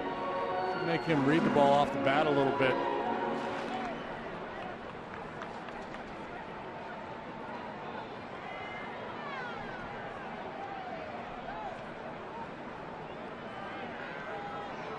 This is kind of the default option. Playing back, concede the run to get an out. Oh. Called strike 3. Curveball's been quite a weapon for Bolsinger here this afternoon. That's a bad punch out, though, for Luis. 4 of his 6 strikeouts have been of the looking variety. Bolsinger today. We'll leave it up to Anthony Rizzo, and the Diamondbacks will overshift as as they leave Prado near third, but bring Pennington over to the right side of second, and you see Aaron Hill about as deep as you'll see a second baseman play. And again, this is what the team concept in baseball is all about. In basketball, you can pass the ball to each other. In football, you block for each other. In baseball, you just pick up your teammate. Valbuena punches out where a ground ball would have gotten the job done, or a lazy fly ball. So now it's on Rizzo to bail out Valbuena. 1-1.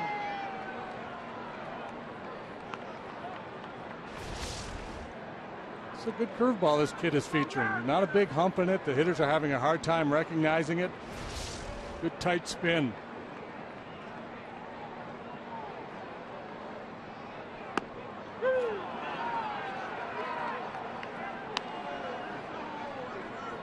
th round pick, 2010, out of University of Arkansas.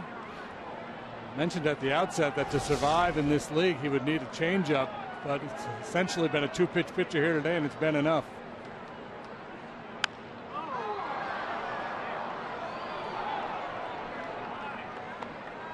He's made a couple mistakes with his curveball, but they haven't really hurt him because they've been well up out of the hitting zone.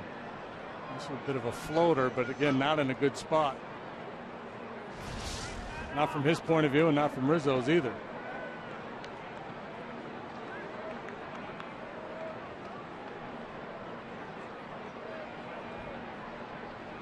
Jackson, the runner, third. The kick, the pitch. Bolsinger will field it and flip to Goldschmidt to escape any damage. They strand the pitcher at third. 3-1.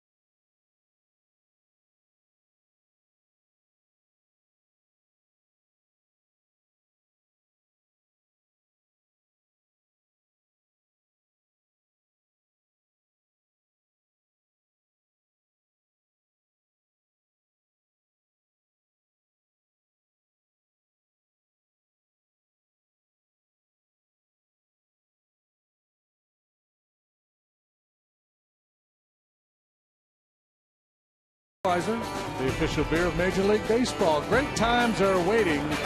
Grab some buds.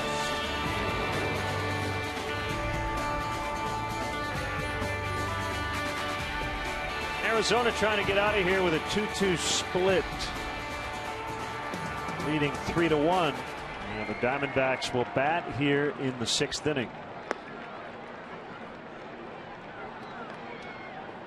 Next opportunity, get a leadoff double from your pitcher. Top of the order coming up. Cubs could only advance him to third. Could not get that run. Yep, that hurts. Bonifacio, he kind of focused his entire at bat and just getting Jackson over, and ultimately was able to pull a pitch that was tough to do that with. Got on top of it, hit it on the ground to the right side to get Jackson over. But the key at bat in the inning, the Valbuena strikeout.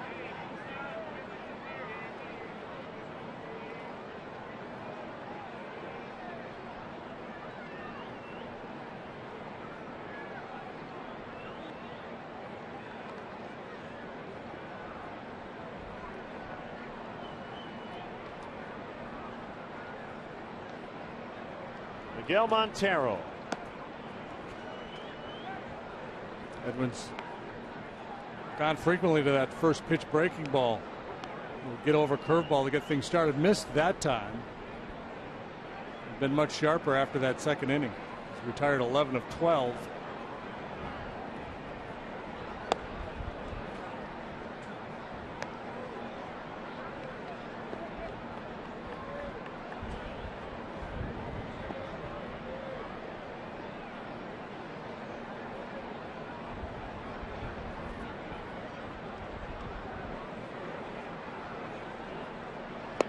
Swing and a miss.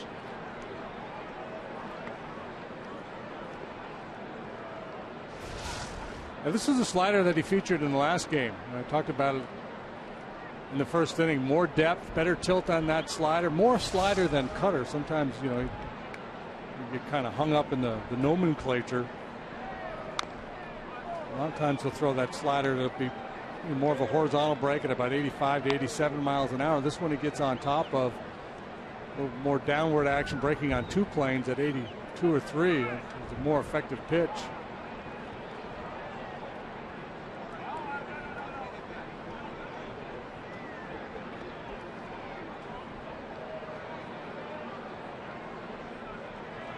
Two is outside. It's full.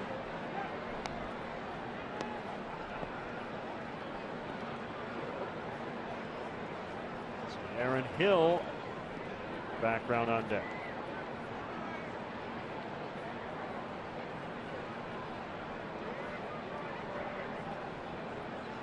Two sliders hit on the ground, and Jackson will flip to Rizzo.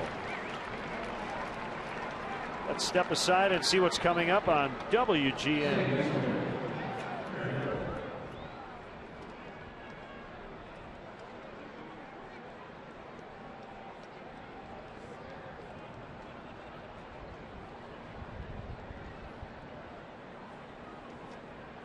Cubs wrapping up their second homestand of the season, trying to get to 6-7 here at Wrigley Field before heading off to Milwaukee tomorrow night.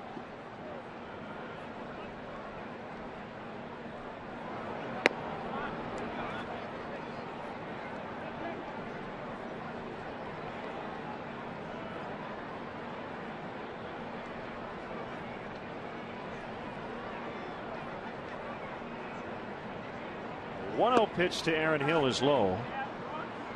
Jackson behind in the count. Diamondbacks a 500 club the last 2 seasons, 6-18 currently.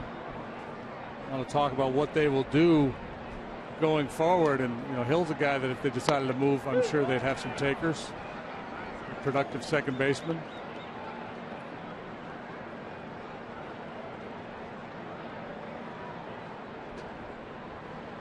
Cardinals in trouble. It'll come back here late.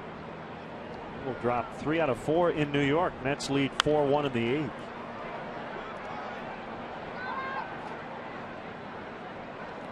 Would drop the Cardinals to 4.5 out. They're in second in the National League Central.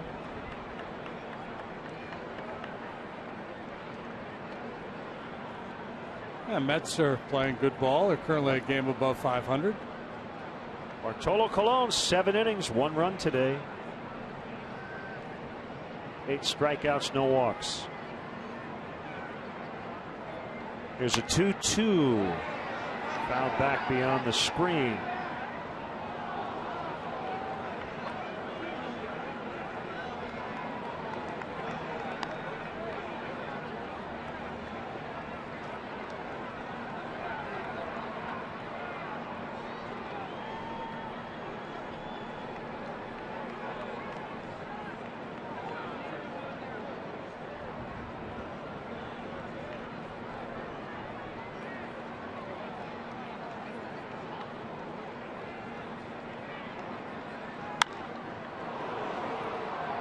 Fairly deep, but it's Bonifacio. 2 down. Wind continues to blow right to left today.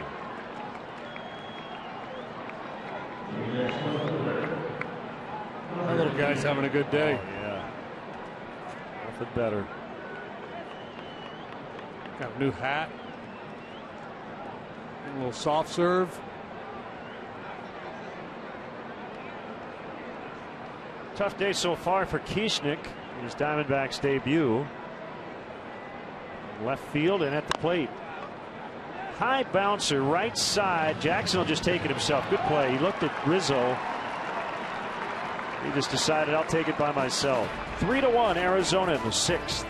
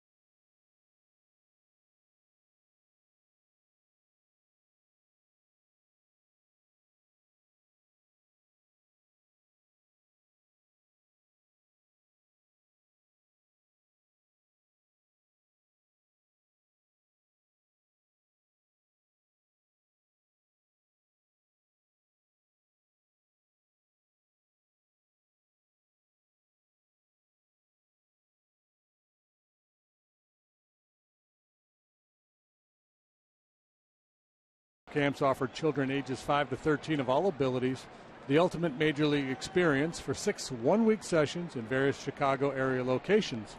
Join fellow teammates for a week of top-notch baseball instruction, exclusive access, and unforgettable moments. Visit Cubs.com/camps to sign your future Cub up today. Some work to do against young right-hander Michael Bolsinger. First pitch strike to Nate Scherholz. Bolsinger just his 3rd appearance and 2nd major league start. The 3-1 lead here in the 6th. 6 years old. On a hop to the shortstop. Pennington, he got rid of it quickly, and Scherholz is out. Tough homestand for Nate. 3 out of 21 now. Bring up Castro, who's walked and grounded out. Bolsinger 6'2", 210. Pitching in his hometown. At one point they moved to Gurnee before he ended up in Texas. And he said he could walk to Great America.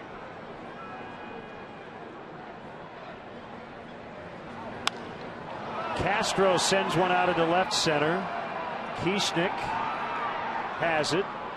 2 outs. And I'd like to be 11 or 12 and be able to walk to Great America. Guy in Woodstock. This must be heaven, man. You a roller coaster guy? Well, I can handle the roller coasters. Don't turn me upside down. Don't spin me around too frequently. That's going to be a problem. Yeah, I've never gotten those particular rides where you just go in a circle. I went on one with my daughter. She was flying solo. Dueling Dragons, I think it was called. Universal, maybe. And I spent like the next hour just laid out. Laid out in like Dr. Seuss land, just listening to the train go around. Right.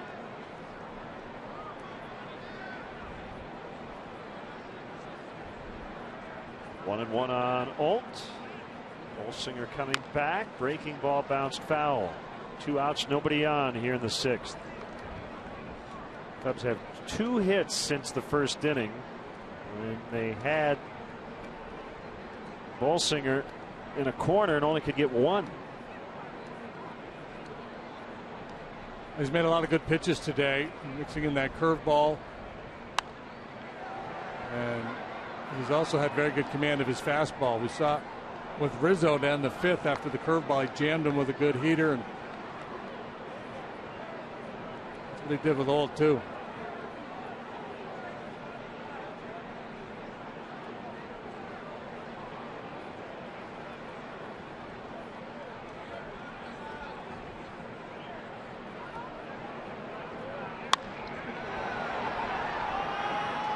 Campana backpedaling a bit.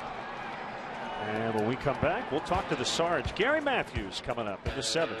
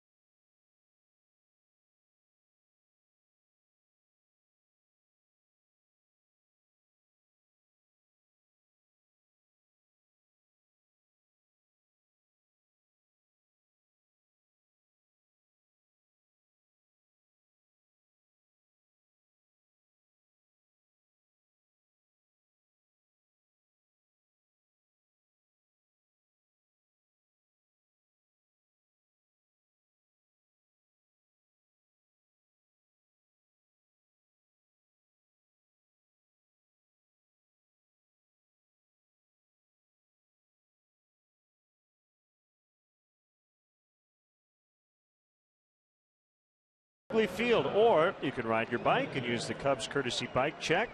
Located near the corner of Clark and Waveland. For drivers, the Cubs provide free parking and shuttle services on night and weekend games from 3900 North Rockwell. For details, it's Cubs.com. Always great to have with us Gary Matthews as he will sing the stretch today. 3-1 Arizona as we get into the 7th inning. Sarge, always great to see you. Thank you. Good to be here. Got all the buttons working and everything? Yeah. Right. Very nice. Think I got it going on here. Edwin Jackson facing Cliff Pennington. Flying solo today. Going to sing, but last year you brought. You're right. Had my grandsons. Yeah. Both of them here. I'll see them later. Didn't want to take them out of school today. How much memorabilia do you own, Sarge? How much? You got over 2,000 career hits, awards, and the like. Did you save bats and jerseys and get autographs? I got the balls and so on. Believe it or not, the game-winning bat that I used here in Chicago when we end up winning it, I gave that to the DuSable Museum. Okay. And I have some things, autographed balls from Ted Williams and stuff like that. Left field corner, foul. There he is in action. We had a great time here that year. Just an awesome year for us. Sandberg being the MVP. In the long day. Line drive in the left field. Watch him play at the plate. Throwing out my best friend. He can't run on that. What is he thinking about? Oh my gosh, I tell you. You got to be kidding me. I remember Sandberg saying, man, that ball took a long time to get there, didn't it? Got there in time. Yeah, but see, that's when you could really get on your teammates. And again, when you're winning, I mean, for us, you spell fun W-I-N. And I mean, it's a long, long year, but God, it's just so much better when you're doing it, obviously.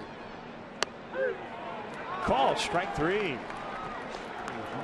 Since yesterday, I was kind of thinking the hat should come off on your way out to the field, but I know that's a hat you didn't want to be on the ground necessarily. I got to tell you, always though, stylish, the Sarge. You had a lot of people were saying, "Hey, why didn't you throw that hat off and so on?" But I've always loved hats, and I've taken that really from the Negro Leagues, where they always had nice hats, and when you see a lot of the different pictures from the older days, they always had nice fedoras on. Campana rounds out to Rizzo. 2 outs. How about that? Going like that? Well, that's not my style, although, I don't talk about anyone's hats. Right. That's a little more, yeah. I mean, I could get into that one right there for sure. There you go. I'd have to let that one go at one time or another, I would think, but I like that. I like that style. All the derby kind of style hats. How many do you have? I really like. I don't know if I've seen you wear the same one You must twice. have like a hat closet. I have a hat company. Yeah, okay. SargesHats.com. I've been selling hats for a while. Plug away, man. A lot of my proceeds will go right to Mano, who does meals for HIV patients, cancer patients, kidney patients, and so on. Is this one I got in my hands here? Is this one of yours? Is this the SargesHats.com? That's one of the hats that are on there. I think I have the blue one, and I've actually been getting ready to come out with a fedoras line for the kids. Mm-hmm. And all the women say that they want me to have their own site. They don't want to see men's hats and their kids. They want their own site. Swing and a miss. 2-1 on Bolsinger. We had a happy birthday cake on the head hat. Oh, gosh, I tell you, though, that takes you right back, though, doesn't it? A lot of fans trying to dress the part yesterday. 100th anniversary of the opening of this ballpark. Fun day down there yesterday. Get a chance to yuck it up with some old teammates. I had a great time. Some of the Bears guys, Butkus and Sayers, were here. Had a great time and coming back. I had said, too, it was an honor to be able to come back. And we were walking on the field with Billy Williams, Ernie Banks. Oh, man, and even Becker. It just really does something to you. All right.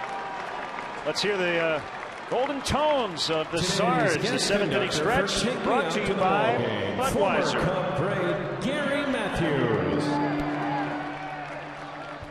All right, Cub fans, we're going to let this flow. A 1, a 2, a 3. Take me out to the ball game. Take me out to the crowd. Buy me some peanuts and Cracker Jacks. I don't care if I ever get back well and root for the. If they don't win, it's a shame. For it's 1, 2, 3 strikes you're out at the old ball game. Love you, Cub fans.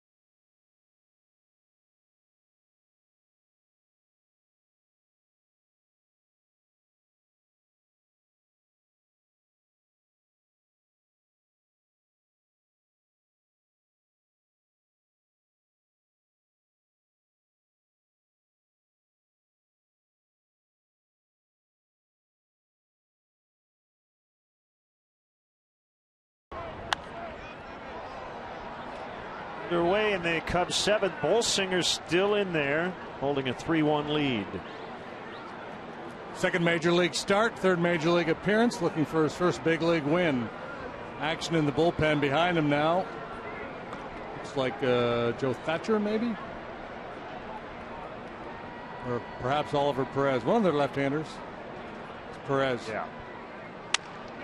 Toward left, and they've got a shot at him here. Bad throw, though, by Pennington. He might have had more time than he thought. Prado deflected it to the shortstop. That should be an infield hit for Castillo.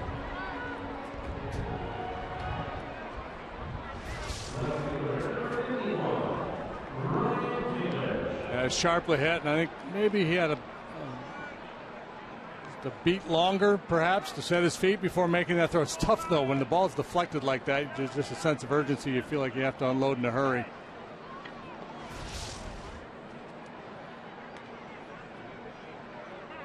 Great job on the stretch by the Sarge. It was good to see him. Yeah, Sarge, how he introed it.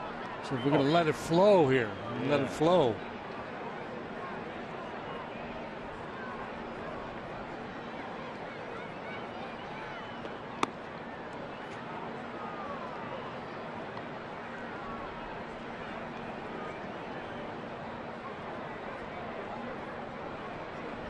Cubs wasted a leadoff double in the 5th. Running out of outs.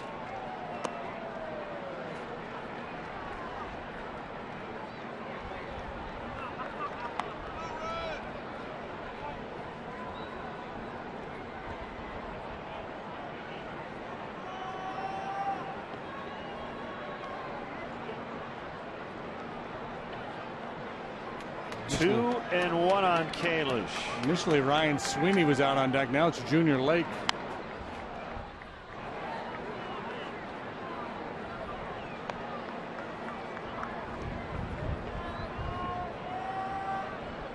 Rick Renteria with a 4-man bench today didn't want to have to burn Ryan Sweeney. If Sweeney were called on to pinch hit and Gibson countered with Perez, that'd be a tough matchup. Longest outing of the year for Edwin Jackson, 7 innings, gave up 3 runs. Bounce to first, the 1 play, and that'll be a tag as Goldschmidt nabs Kalish. Edwin, after the 2nd inning, really pitched well. Allowed only 1 base runner. A 1-out single by Parra in the 5th. It didn't start well, but it certainly ended well. Solid effort for Edwin this afternoon.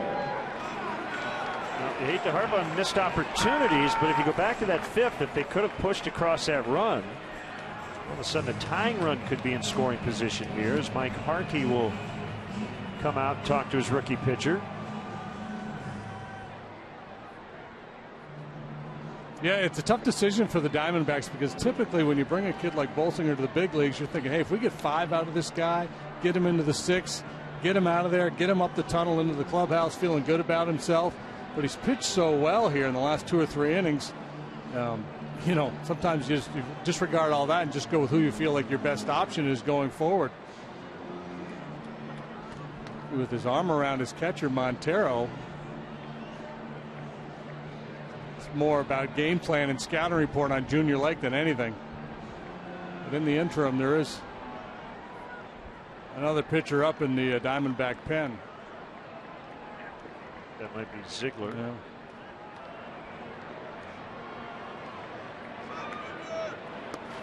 Sidewind and lefty, and the submarine and righty. I'm surprised they're. Yeah, they've changed sides. Yeah.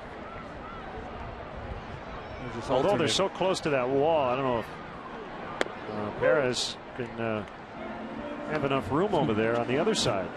Drop down and scrape his knuckles across the brick.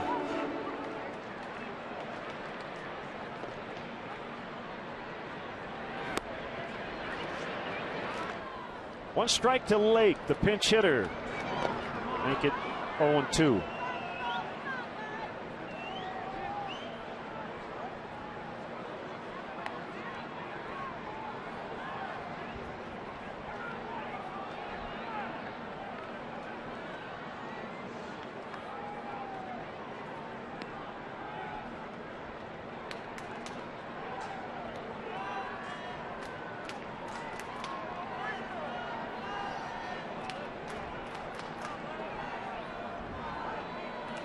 Singer has his sign from Montero.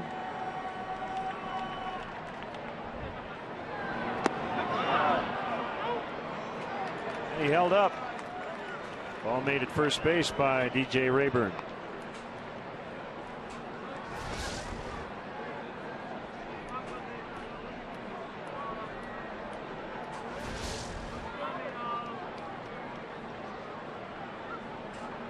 Junior 0 for 4 as a pinch hitter so far this year.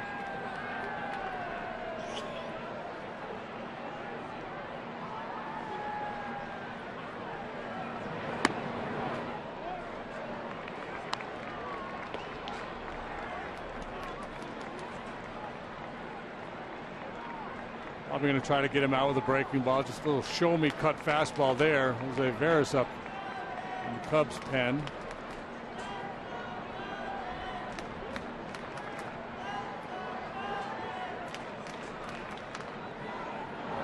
Swing and a miss for the second out. Give him 7 on the day. That'll be the last pitch he throws here, as Kirk Gibson has made the call. He wants a lefty.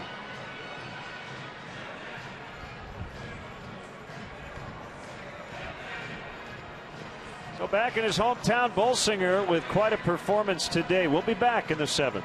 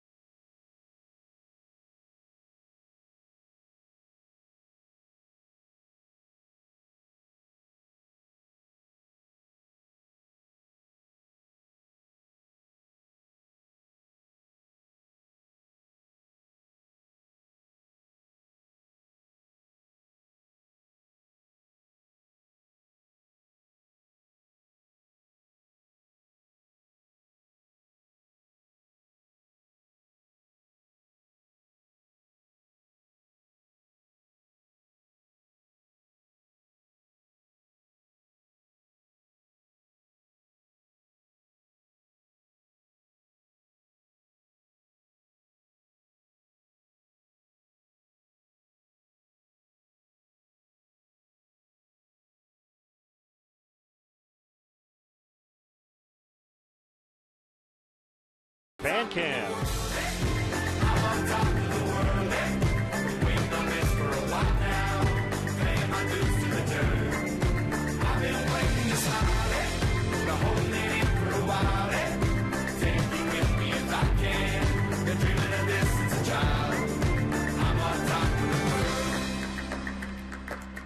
I've tried to cut these corners, try to take the easy way out. I kept on falling short of something. I could have gave up then, but then again I couldn't have, 'cause I've traveled all this way for something. Imagine Dragons on top of the world. Hashtag WGN Cubs. Send us your selfie and try to include it in an upcoming fan cam segment. Swinging foul tip strike on Bonifacio. There you see the numbers. A veteran.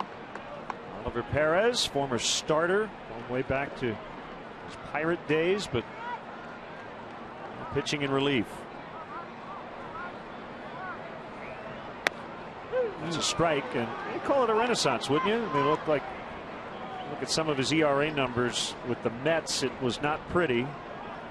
Yeah, I think that, he really struggled with his command. He got knocked around, had a high ERA there for a stretch, and I think just probably a bit of a crisis of confidence. But, he's always had a good, lively arm.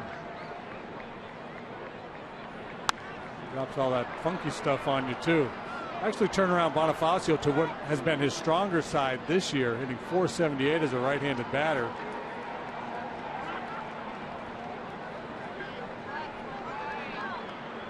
Got 2 out of 3 today from the left side.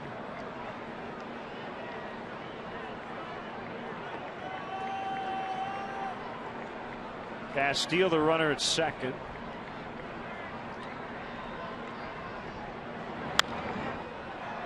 Popped into right. Parra was playing in, so a pretty easy play to end the inning. Cubs strand a man in scoring position off to the 8th. 3-1 for the visitors.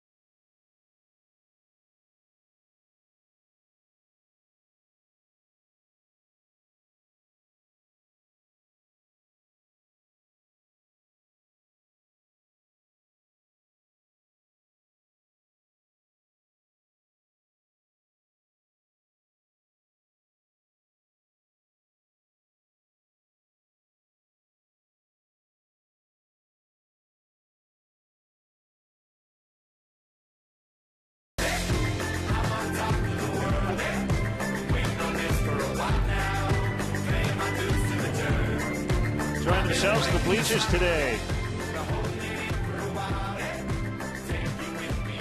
It's the bullpen's job to keep them close here in the late innings.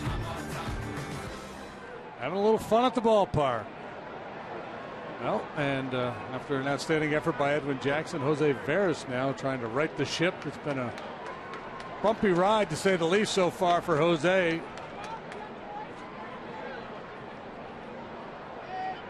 Last time out against Cincinnati.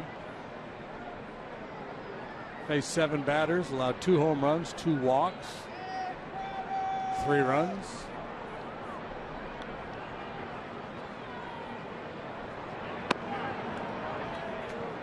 Really struggled with his fastball command and very inconsistent with the feel for his breaking pitch, which has always been a good weapon for him. So it all adds up to some ugly numbers, but he's only pitched 5 times. Can't give up on him.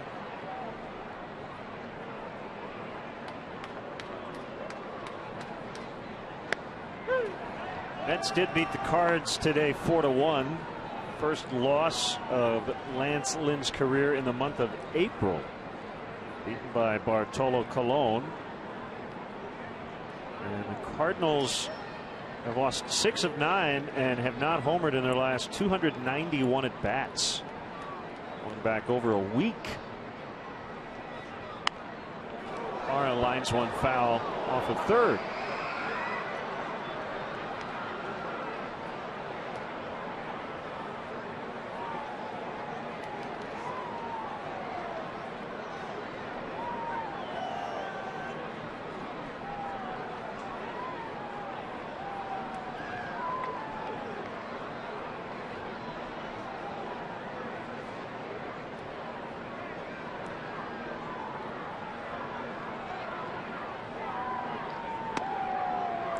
Curve miss the outside.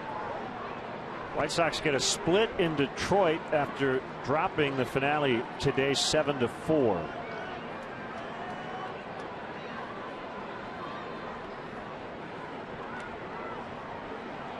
Scherzer over Quintana. Nathan got the save.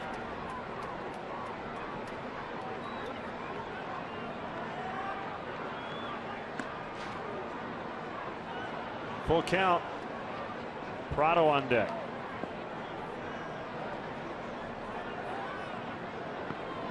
AL Central was basically separated by what, a game and a half? Game and a half, yeah. 2 games, something like that.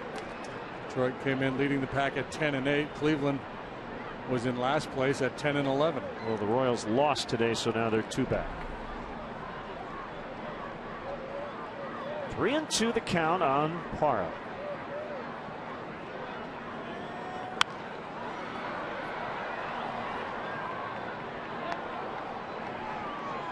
Minnesota leads at Tampa Bay 9-7. They're in the 9th inning at the Trop.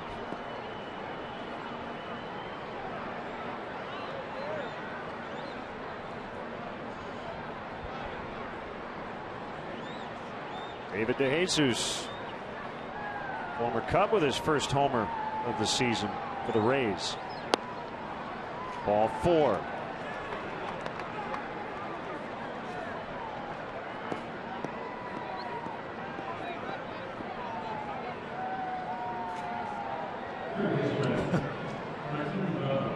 Ryan Honora having to do a little housekeeping there. These guys are still dancing.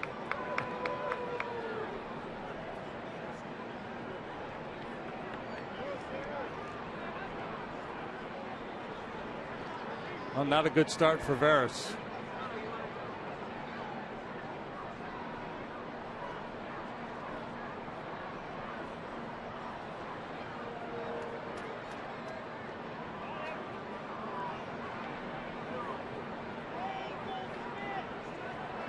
Sabathia and Dubront tonight at Fenway. Yankees and Red Sox. Cubs bullpen has been fortified. Zach Roskup, the left-hander, called up today, and Neil Ramirez, the right-hander, joining the pen. Second time Roskup's been here this month. Curveball scattered Prado out of the box. There's Zach. He was the 26th man as the Cubs were able to expand the roster for the doubleheader by 1 in New York. It's Ramirez in the background there, and Roskup to his right. Chad Noble, the bullpen catcher, next to him. Ramirez was the player to be named later. Finished the Garza deal with the Rangers last year. So 3/4 of that quartet now on the big league roster for the Cubs. Grimm and Alt.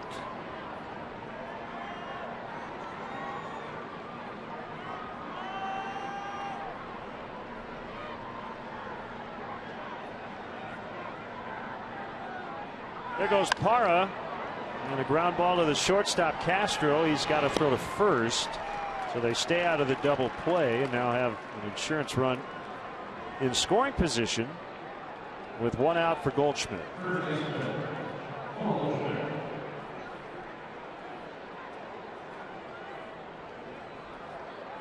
Dan Herron off to a 3-0 start with the Dodgers. They'll face Kyle Kendrick later tonight. Phillies and LA. Dodgers in first in the West, 13-9. Did I read a note that said Zach Greinke has made 17 consecutive starts allowing 2 earned runs or fewer? Something like that. Could be. My goodness.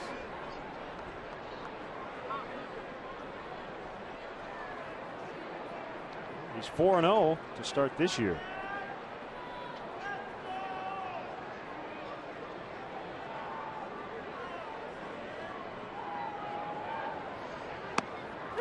Strike called.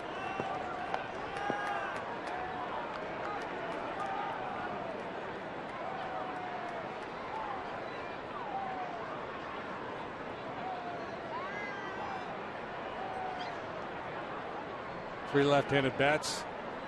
due for the Cubs in the 8th, so Perez will remain the option for Kirk Gibson.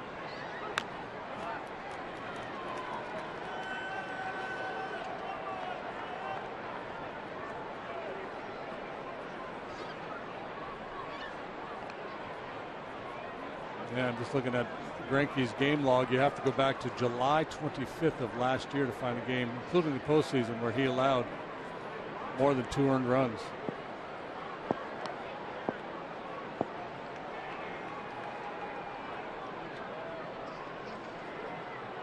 Job by the veteran crew chief Brian O'Nora. Getting some more baseballs, cleaning off home plate as he gives Castillo a little extra time. Let's see. Oh yeah, inside the chest protector.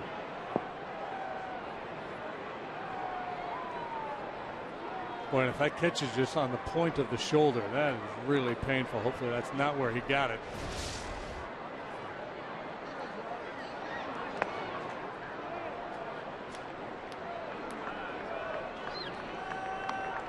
Catchers over the course of a long baseball season flat out abused. Foul balls off every part of their body. Catching guys with mid-90s fastballs and movement, jam the thumbs, hands take a beating. That's why you're always impressed when they can put up good offensive numbers.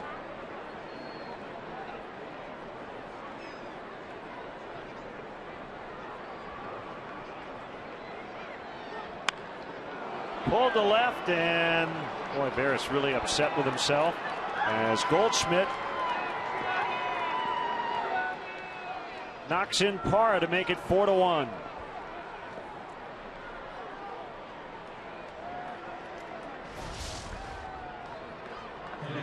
Oh, he jerks his head. You know, he flies open, and tough to make a pitch with a breaking ball when your front side flies open as much as his did with that offering.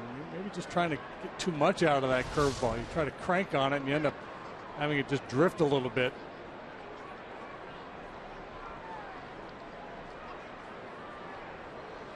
Big extra run for Arizona, now leading by 3. Montero doubled home on the first run in the opening inning. 1 out of 3 on the day. And he's going to knock in another. Goldschmidt around third. Throw goes to second. It's 5-1. I thought Ricky might wait till the road trip to use Veras again, but you know, you can understand he's kind of backed into a corner.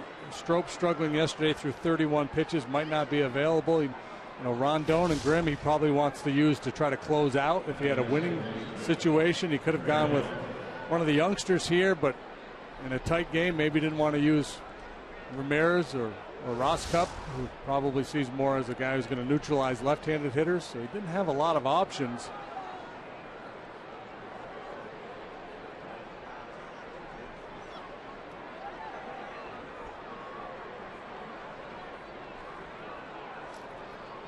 A reminder coming up this Saturday at 4 o'clock on WGN locally and on WGN America around the country. Wrigley 100, a century celebration, will air 2 hours as we get some great stories, maybe some video, some old film that you've never seen of this beautiful ballpark.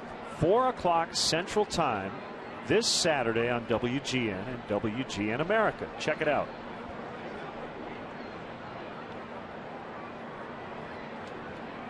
Inside on Aaron Hill.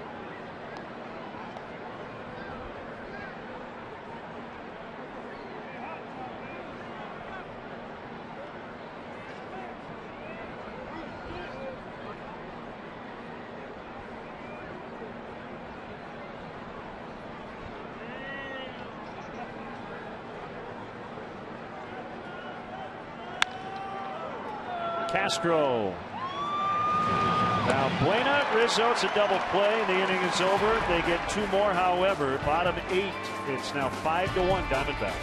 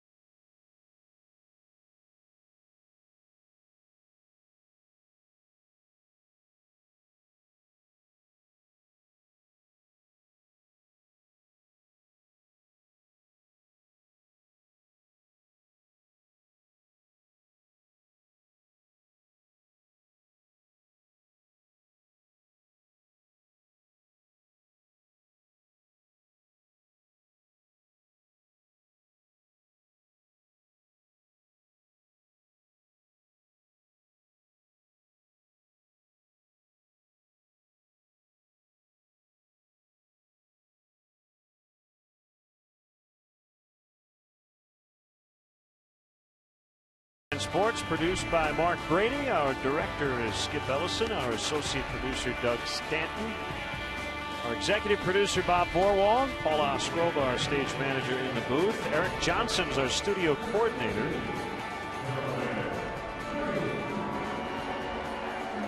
Great work by our entire crew. Frank Leone doing a great job. The audio board. Make sure everything sounds crisp and clean. Darwin Barney will hit for Valbuena to lead off the Cubs' 8th. They're now down 4 runs.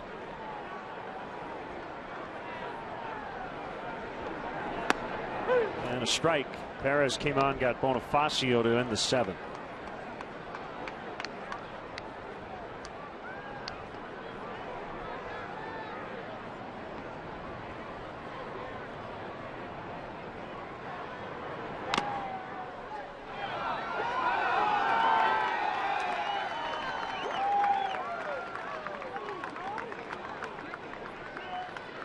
Birthday to Maritza Zerinen, celebrating at the ballpark today.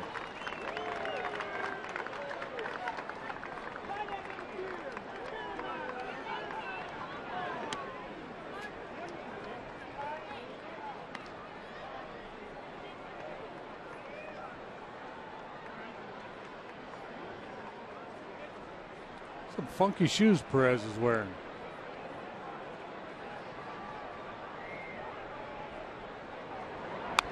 Really stand out with the it's like bowling shoes hiked up. Of course, bowling shoes don't normally have cleats on them.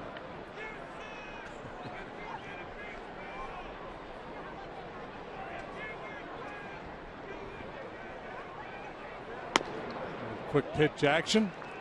Well, now it's just a matter of grinding out at bats, keep the line moving, put a little pressure on Perez and whoever else comes out of that bullpen. Addison Reed is the closer. He got the save yesterday.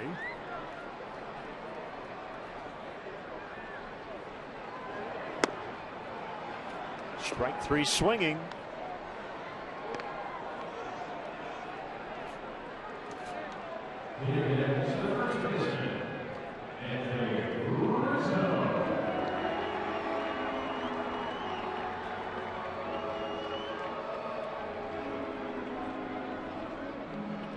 Both starting pitchers gave the opposition opportunities early. Diamondbacks were able to cash in for 3. The Cubs only managed 1 off Bolsinger. Then through the middle innings, the pitchers really took control of this ball game. Almost clipped Rizzo. A breaking ball, it didn't break.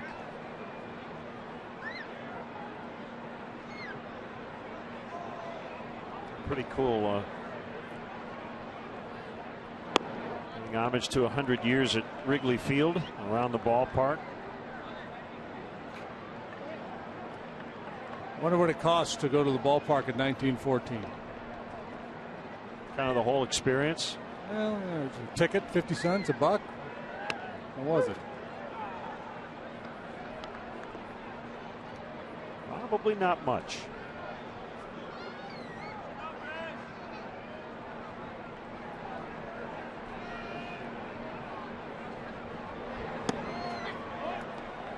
Note on Twitter from Jorge Garaton Labe. Hope I'm getting your name right. Watching us in Santiago, Chile.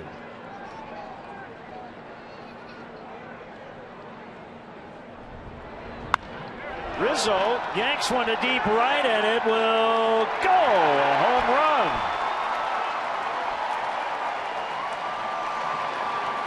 And it's 5-2 now. His 3rd of the year. First one in a while for Rizzo. Continuing a trend, though, of quality at bats for Anthony against left-handed pitching. Some tougher than others, and this guy can be really tough on southpaws with that sidearm delivery. He slings it up there, heading for that outside corner, and Rizzo just cut him off. I mean, he went out and got out in front of that fastball away from him. An idea how strong he is. Boy, nice smooth swing. Mm-hmm. Big strong guy doesn't need to overswing to generate power.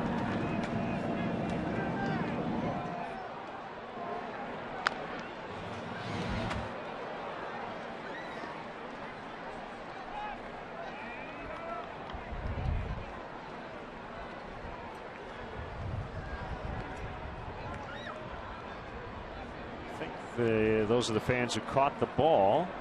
Diamondback fans sitting out there in the bleachers.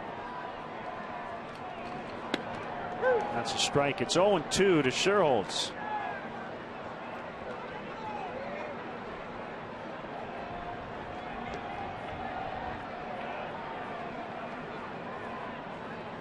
Looks like Wesley Wright is ready for the top of the ninth.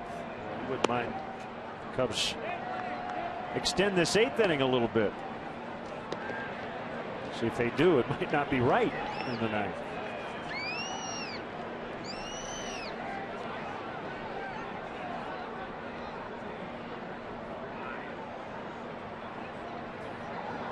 Swing and a miss, strike 3. Rough day for Nate. 0 for 4 with 3 strikeouts. Both outs this inning have been strikeouts, and that'll be it for the lefty. Here comes Kirk Gibson. With Castro coming up, he wants a right-hander.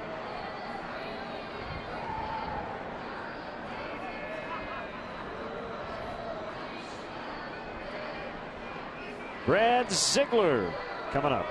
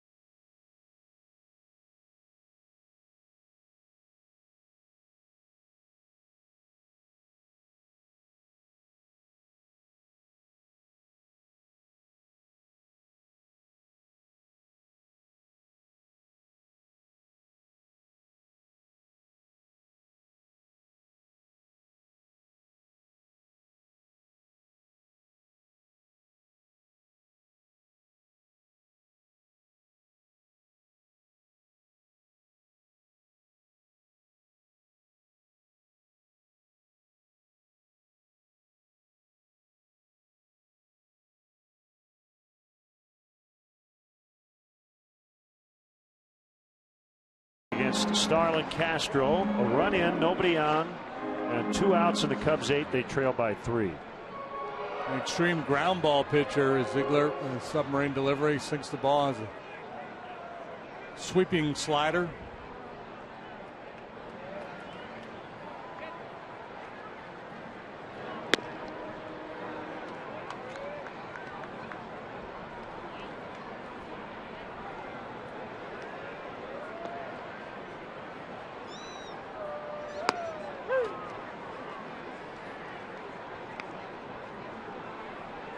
Well, the Cubs took a 5-2 lead into the 9th inning in yesterday's ball game before the Diamondbacks broke their hearts.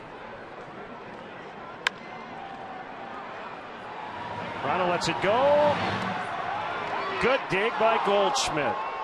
Pennington gets Castro by a hair. 5-2 as we go to the 9th.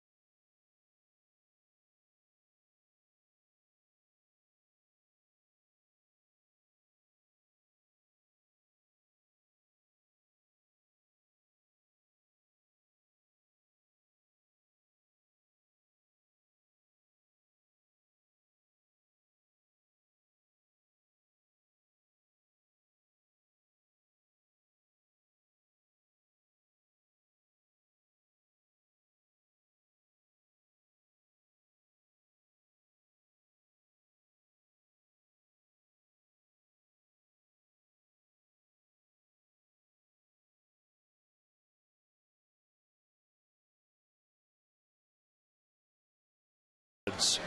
Ford, manufacturers of America's best-selling brand. Check out our best-selling.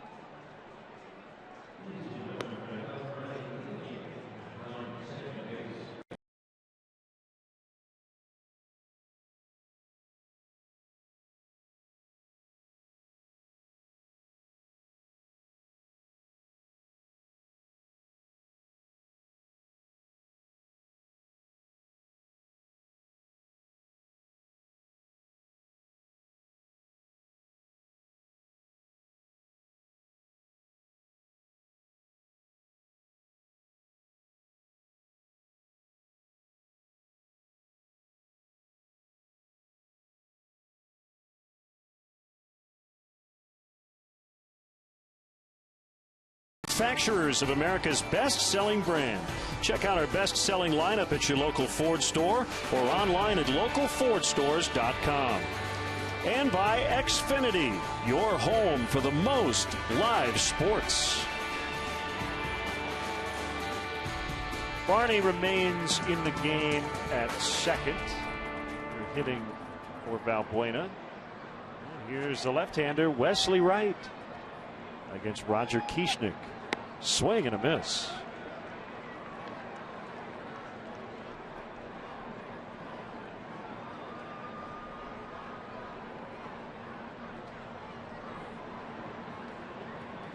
Some young fans saying, let's go Cubs, let's go. Groups in the ballpark today. 0-2.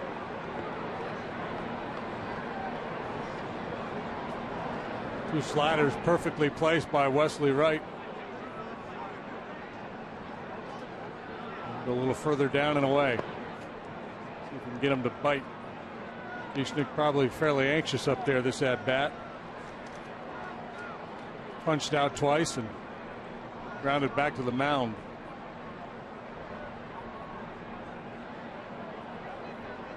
With three lefties now in their bullpen with the addition of Zach Roscup. And he got him.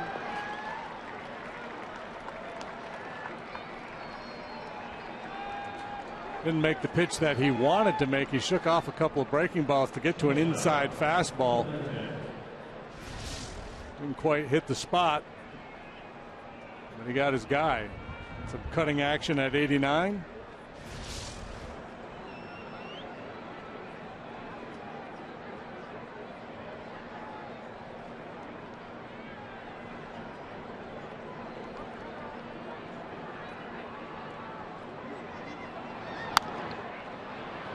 That's fair off the bat of Pennington.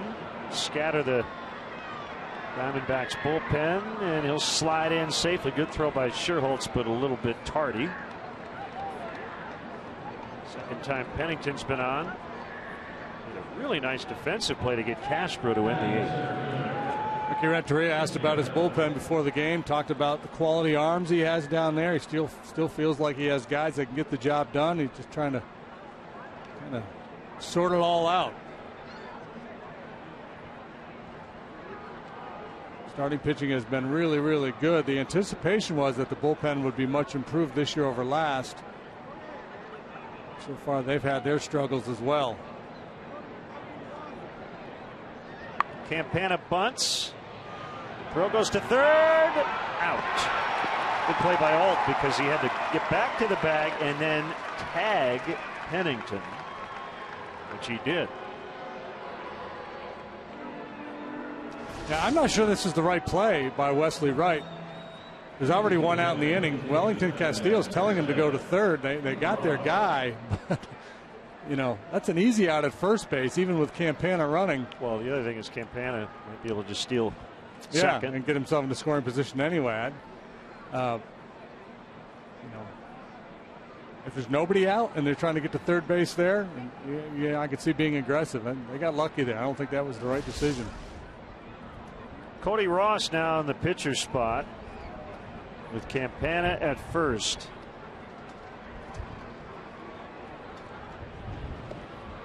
Tony has at the moment what would be the game-winning RBI with his double in the second.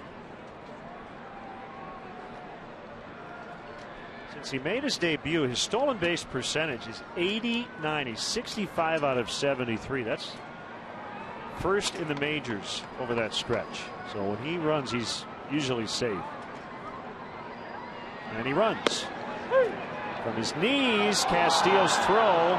A collision there between Campana and Barney. You knew Tony was going to run. That's really the first chance he's had in the 4 games.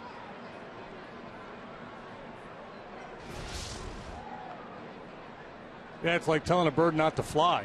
You know, don't give him the red light. He just wants to run.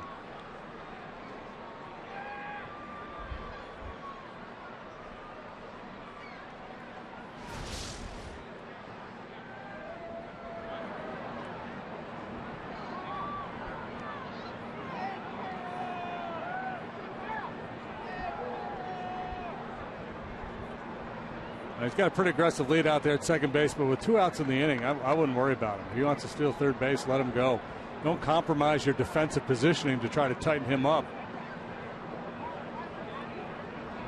And don't let him distract you if you're Wesley Wright.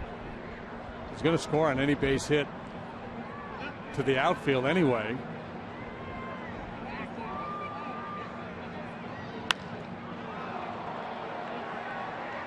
Bonifacio in center to end the inning. Cubs are down 3. Olt, Castillo, Kalish due up.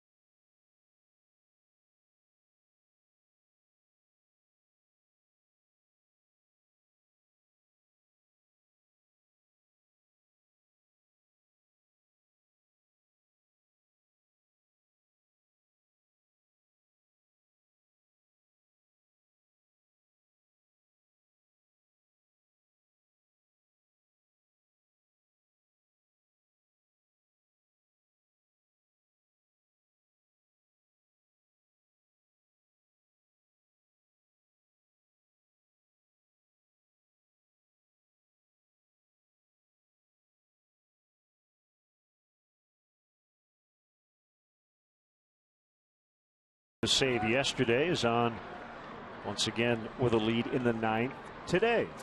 And 4 out of 5 now in save opportunities for the former White Sox. Needed just 10 pitches for that scoreless inning yesterday. Facing Mike Olt, and the first pitch is a strike.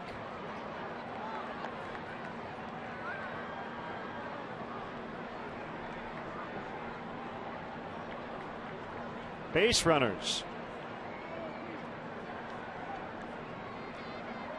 Cubs need them.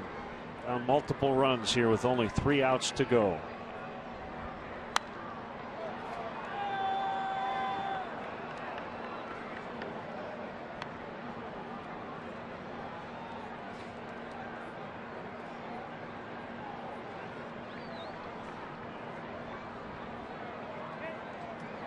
Arizona looking for consecutive wins for just the 2nd time this season.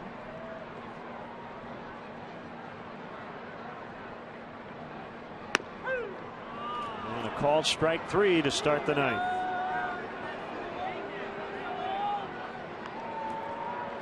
Well, I think going into this series, a couple of struggling clubs. Somebody's got to win the series, but that actually is not the case. Yeah, I actually, when we did the Open before the first game, I said that somebody's got to win this series, and I thought, well, no, they don't. It's a 4-game series. There's a pretty good chance they're going to split it. Boy, it looked good, didn't it, for the Cubs? They were on their way to winning their 3rd in a row yesterday. Could not hold that 9th inning lead. A strike on Castillo, but the lead was 5-2. So see if they can turn the tables today. But it's been nice to get the leadoff man on. Yep, and yesterday the Diamondbacks were basically given life because of the 2 walks in the air to the first 3 hitters. Walk, E6 walk.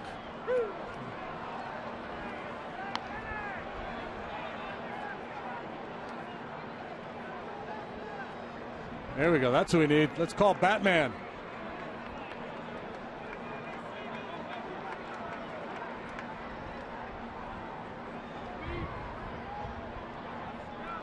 Reed starts from the first base side of the rubber, then kind of drifts towards the right-handed hitter and fires back across his body. Who wants it?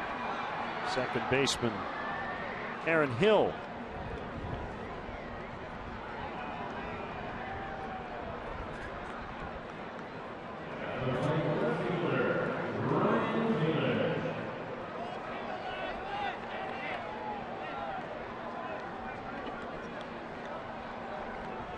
Came over in the Matt Davidson trade December 16th.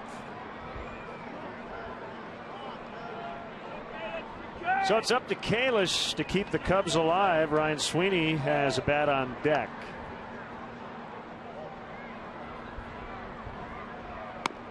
Wide, ball 1. 40 saves for Addison Reed last year for the White Sox. Failed to convert on 8 occasions.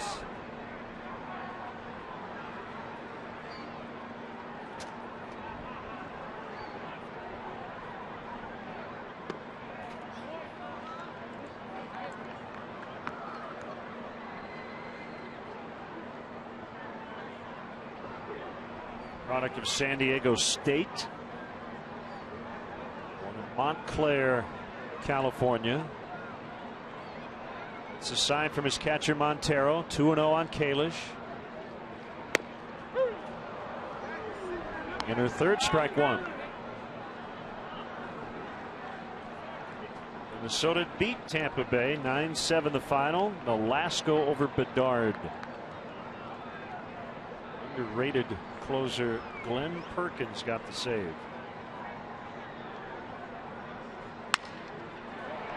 Broken bat roller to Hill, and that will do it. Disappointing finish to this series in homestand. The Cubs end up going 3-4 on their 7-game stay, and the Diamondbacks trying to jumpstart their season, win the final 2. It may have saved Kirk Gibson's or perhaps Kevin Towers' job. There's been a lot of grumbling about the slow start, and not a slow start, a dismal start that the Diamondbacks have had. If they come in here and lost 3 out of 4, been swept, perhaps jobs would have been lost. And from the Cubs' point of view, the bats just went quiet here the last couple days. 5 hits yesterday, 5 more today. The 4 games prior to that, they were averaging 10 hits per game. Solid effort from Edwin Jackson today, but just not enough done against the youngster Bolsinger. And congratulations to Mike Bolsinger, first major league win today. Chicago area kid, first big league W. And he earned it. 6 2/3, 1 unearned run. 5-2 Arizona the final. We'll have more from Wrigley Field after this.